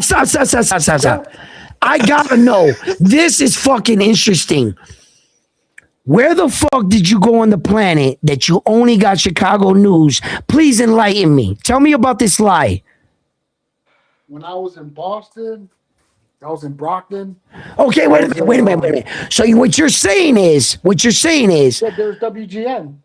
okay, so what you're impressed is that you got Chicago news in Boston, but you didn't get Boston news in Boston? In Chicago. I didn't get Boston news in Chicago. Or when I was anywhere else, I didn't get like, oh, here's what's going on in Boston, or here's what's going on in New York. Okay, check this out, right? Okay. Why is that? First of all, right? If I was to get Chicago news in Boston, and for some miraculous reason I went to Chicago and I didn't get Boston news in Chicago, you know what that would mean? That you're not rich enough to get cable. That you're too fucking poor to afford Boston news. Regular shit. That's yeah, your regular shit doesn't even broadcast the Boston shit. So the fact that Boston channel and their antenna gets bought in Chicago, I guess their city's more advanced than yours. Nah, bro. That's what that says to me. First of all, that's what that says to me. Second of all, right? There is no plant, no country, no city that I've ever been to in my life, ever. I've been to Chicago, I've been to New York, I've been to Florida, I've been to LA, I've been everywhere. And I got to admit, you ain't been to Chicago, bro. the one thing I noticed about everywhere, they're all the same. Where'd you go in Chicago? Everywhere I went in Chicago, Go. listen. O'Hara or Midway? Wait. Stop. Check it out. Down right now. Okay, check this out. No, because what you're trying to shut me down is by a small-minded way of thinking. I know where you're going with this, Chicago. I know exactly where you're going, but that's just a small-minded way of thinking. You're thinking that boroughs and places that you actually live, because that's all you know. I'm here to tell you that there are way more frightening places than Chicago, and I don't consider them as dangerous as Chicago. What I'm telling you is, even though I've been to places more frightening than Chicago, I'm still saying Chicago is equal. You wouldn't. That's what I'm saying. No Chicago alley in a bad neighborhood at night. You wouldn't walk down there with your hat, with that New York red hat, cocked to the right or left. Okay, hell no. okay, Chicago. What you're saying is bullshit, my man. Why? That's not bullshit. Okay, because what you're saying is a dumbass shit. Like I would be dumbass. Like, hold on, stop. Like I gotta mute this dude again. What you're saying is that I would be dumb enough to walk down Chicago without respecting Chicago with this fucking hat on. What do you strike me for? I would have a Chicago hat on if I was in Chicago. I would act like you guys, like I have some sense. You don't go to somebody else's town and try to be a badass. You're going to get fucking hurt. That's what I'm saying. I'm saying that there's nowhere on earth that's tougher than anywhere else. It's just where you're from. I'm saying that if you went from Chicago and went to Boston with that bullshit, we would leave you in the bay. You would be in the bottom of the ocean with the rest of those big mouths. And if I went to Chicago talking that shit, I would be in a fucking desert or a fucking Chicago back alley street with a bullet in my head, wouldn't I? Of course. So what makes Chicago tougher than Boston, than New York, than China? Then you know what makes it tougher? Chicago kills because he lives there. Who gives a fuck? No one cares that I'm from Boston. No one cares you're from Chicago. From Chicago. Everybody only views their place the hardest. And I'm trying to tell you, if you're sitting here with a campaign that Chicago's this fucking tough ass fucking city, bro, save it. Because we all think that. I think that. Florida thinks that. New York thinks that. Fucking everywhere thinks that. So you're wasting your breath. You're acting like a 17-year-old kid that's trying to prove Chicago's tough. Bro, every fucking Framingham, Massachusetts thinks they're tough. Bro, are you kidding me? Yeah, I don't give a fuck how dangerous you are. And danger lives in every corner in the world, even in Beverly Hills, Chicago. You're going to sit here and tell me Chicago is way tougher than Beverly Hills, Florida. And I'm going to say no. I'm going to say no. How? Beverly Hills is not Chicago. Chicago's is not Beverly Hills. We all think that. So don't toot your own horn.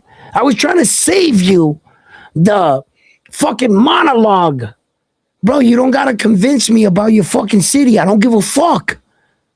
Neither does anybody else where they're from. We all rep where we from. Congratulations. You act like you said something. You're from Chicago. Big deal. I'm from Boston. Big deal. Boston ain't no more dangerous than anybody else. I don't think Boston is fucking dangerous than New York, Chicago, fucking nowhere. All I gotta be worried about is when I step outside of my house. That's it. I don't promote the violence in my city. I don't give a fuck if they're killing themselves. Fuck them. I don't give a fuck. I know how dangerous it is out there, but you don't gotta waste your time in trying to convince us how deadly Chicago your gangsters are versus every other gangster in the world. I'm not about to sit here and have a debate with you about how fucking Chicago gangsters are better than New York gangsters. Fuck out of here, bro. Didn't you all die? Fuck out of here, bro. We're all equal, man. Learn how to be equal. Chicago, what do you got to say? I just want to say I appreciate you, man. I appreciate your platform, round one. You're never gonna hear from me again. Nah, I'll just fuck you with you. I knew it. I knew it. I knew it. I knew I just it. want to say, and I want to apologize to absolutely fucking no one. No one, because the double champ does what the fuck he wants. That's right, Chicago. But this is where I got you on 2 points to make What? my point. Is What? that you said that if you ever came to Chicago, you would act like you was from the city. You fucking right. You would try to blend in like a motherfucker. You're goddamn right. You'd be a dumbass if you didn't. Nah, when I went to Boston, I didn't try to blend in like that. I was in Brockton, I was in Whitman, I was downtown motherfucking Boston, I was on the T, I was at MIT, I was all around there playing chess. Notice you named everybody everywhere but hardcore Boston, and you went to every white neighborhood. That's all you named. Hey, but aren't they hardcore? You didn't come to Dorchester. You didn't come to Jamaica Plain. You didn't come to the Lennox Projects. You didn't come to No. You named every white fucking place where that it was safe. I just noticed that. You didn't come to the hood. Come down there with your Chicago hat, talking that shit. You would be foolish. Yo, when you go out, the problem that I learned with myself when I was a young eagle, I thought I was invincible. I thought, yo, Chicago, if you think I'm wild right now, you should have met me at 25, man. I thought I was something else. Yo, listen, I was a part of a lot of crazy shit. And then I was asking you, one day, yeah, but I'm trying to kill that man. No. I'm trying to kill that man. That Edwin is dead. No, never came here to the real city. Where did you go? No, listen, but wait, before I get to that. Wait, before I get to that. First. Tell me that first. Hold on. Get to anything else. Let me get to what I'm saying. You've been avoiding this question though, round one. What do you mean? I've been avoiding what when I went to Chicago? It's not a big. It wasn't a big thing. Because you just said that I went to the white suburbs. Where did you go when you? Where did I go? My city, yeah. Yo, let me tell you something. Technically, I drove through like 5 cities because I was in a truck. So I went to What more do cities than you. What do you mean 5 cities? I'm talking about Chicago. Yeah. Right, Chicago. I Yeah, drove through relax. 5 cities in Chicago because I What do you was mean actually 5 in a cities? truck. There's only one. This is just Chicago. No, like Where'd you go? towns. I mean, like towns. What were you doing in a truck, you little fuck? I was working for a moving company and I was moving something. Nah, you're a Somebody, little worker. You're a fucking worker ant in the city. Get out of here. We'll step on you. yo, but I was also But hey, fucking. even though I was doing in the white neighborhoods, I was still around some fucking Boston ass motherfuckers that Okay, came but from wait a minute, wait a Boston, minute, wait a minute. Stop, Chicago. You're nigga. acting like I'm talking like I went down to Chicago to live or to fucking stunt, or that What I ever difference? said that I went out there and I was I fucking did. You went to shopping or Boston. anything. I said I went through Chicago. Oh, you went, dude, nigga, I was there for like 2 months. No, I went through Chicago. Not like you, where you were out here for 2 months within the white communities. Not like you. I wasn't hiding out like you. I was actually on a job going through there, right? But like I said, like I was starting to say, if you would have let me finish, I realized when I was younger that there was a version of myself out there. And if I thought that I was crazy, that if I went to another city, eventually I was going to run into myself. And I actually did. I What actually happened? did. I'll never tell that story. I don't ever want to talk about it. But I ran into myself. And the thing is this, is that if you think you crazy in the world, if you done crazy shit, trust me, other places will introduce you to that. And then I also learned when you grow up and you're on your mature grown man shit, that if you go to another person's city and you go out there and you respect and you go to your hotel and you go to visit, nothing ever happens. The second you venture out into the hoods, you're on your own. You start looking for that lamp life, that kind of shit, you're gonna find it.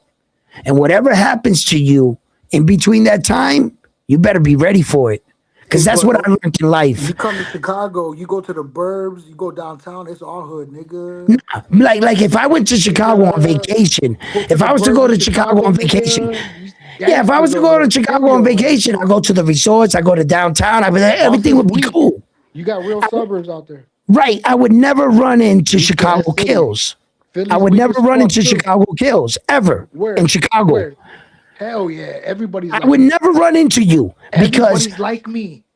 no, I'm no, telling no. you, See, Edwin, bro. Everybody's fucking crazy. Everybody was looking to fucking kill you. Road rage Jesus everywhere. Christ, Chicago, Motherfuckers you don't trying to kill understand how you. life is, huh? And that's everywhere. That's in the No, you burbs. really That's in the don't understand city. how That's life is, huh? downtown. Because it's a culture out here. You just don't get it, huh? You gotta be crazy out here though, round one. You You gotta act just don't crazy. get it, huh? You got to, else you're lame. All You're right, check lame if this you out, don't right? act crazy. Check this out, right? You know what That's a I rough learned in life. That's a life? rough. I'm just saying that's a rough life. You We know, got it you know. rougher than you guys. Okay, I hope one day you reached where I'm at, right, in life, right? You sound like me 10 years ago. You How old sound are like you? I'm 52. So Yeah, you you got some sound years on me. I'm 44. yeah, you sound like me 10 years ago, right? Like 10 years Yeah. ago, whatever. I would be like, I sound exactly like you. Then when I grew up, I realized that you never see any of that once you grow up, because once you establish yourself, get a job, you pay for shit, you go on vacation, you go to these places, you realize real quick you don't eat in the same restaurants I eat in. While I'm But the eating in this restaurant, you're eating in the bodega. Our thing is, past though, round one. stop, or I will mute you. Please Right, don't check mute me. this Can I out. just say something? Can I Nah, respond? Like 1 minute? that's it. I gotta mute him, bro. I just got you. I got you, bro, because you can't argue with fucking shit. Listen to me. This is how life truly is. I'm trying to teach you something, my brother. You think I'm talking down to you. You think I'm talking through you. I'm actually not. Just listen. Listen. I said you sound like me 10 years ago for a reason. You need to be fucking listening, but you're not. This is how real life works. I thought I was trapped in this fucking everyday life down here, where that it was all like this fucking world that I went outside and it was gangsters, drug dealers, pimps, all that shit. I thought that that's all my life would be, brother. Okay? I come from that. I was born in Newark, New Jersey, the devil's asshole. I'm trying to tell you, you have no idea where I come from. You have no idea what I've been through at all. And I'm trying to tell you, I'm trying to teach you something, Chicago, that once your level of life starts to level up like boxing, you no longer see you. I've gotten to a level that I no longer see the streets. And I'm going to get to another level. And I want to get to another one. You ever hear that expression, don't forget where you come from? I think that that's the worst expression I've ever heard in my life. I despise that expression. Because me, I'm trying to get as far away from where I came from and forget everything that happened back there. Every person that says, don't forget where you came from, motherfucker, every day I'm trying to forget where I came from. And I want every dollar to put me in that house as far away from everything I ever came from, bro. I want to forget all them people. I don't want no party, none of that. I want to meet new friends. I want to meet new people, and I want new connections. I don't ever want to see any of them. Ever. That's nothing but heartache, horror, and a few laughs, and a few good moments with a couple good friends. And I love them dudes. But I'm going to tell you right now, you do you, I'm going to do me. Because every day, all I ever want to do is forget about that fucking shithole I lived in. There is nothing glorious, nothing for me, nothing spectacular. Everything back there, I plan to leave it right there. I do not want any of that showing up at my house. Ever in my life. If you're not family or close friends, don't knock on my door.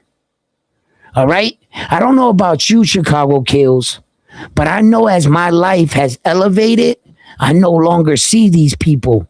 I don't see the gangsters, the pimps, nothing.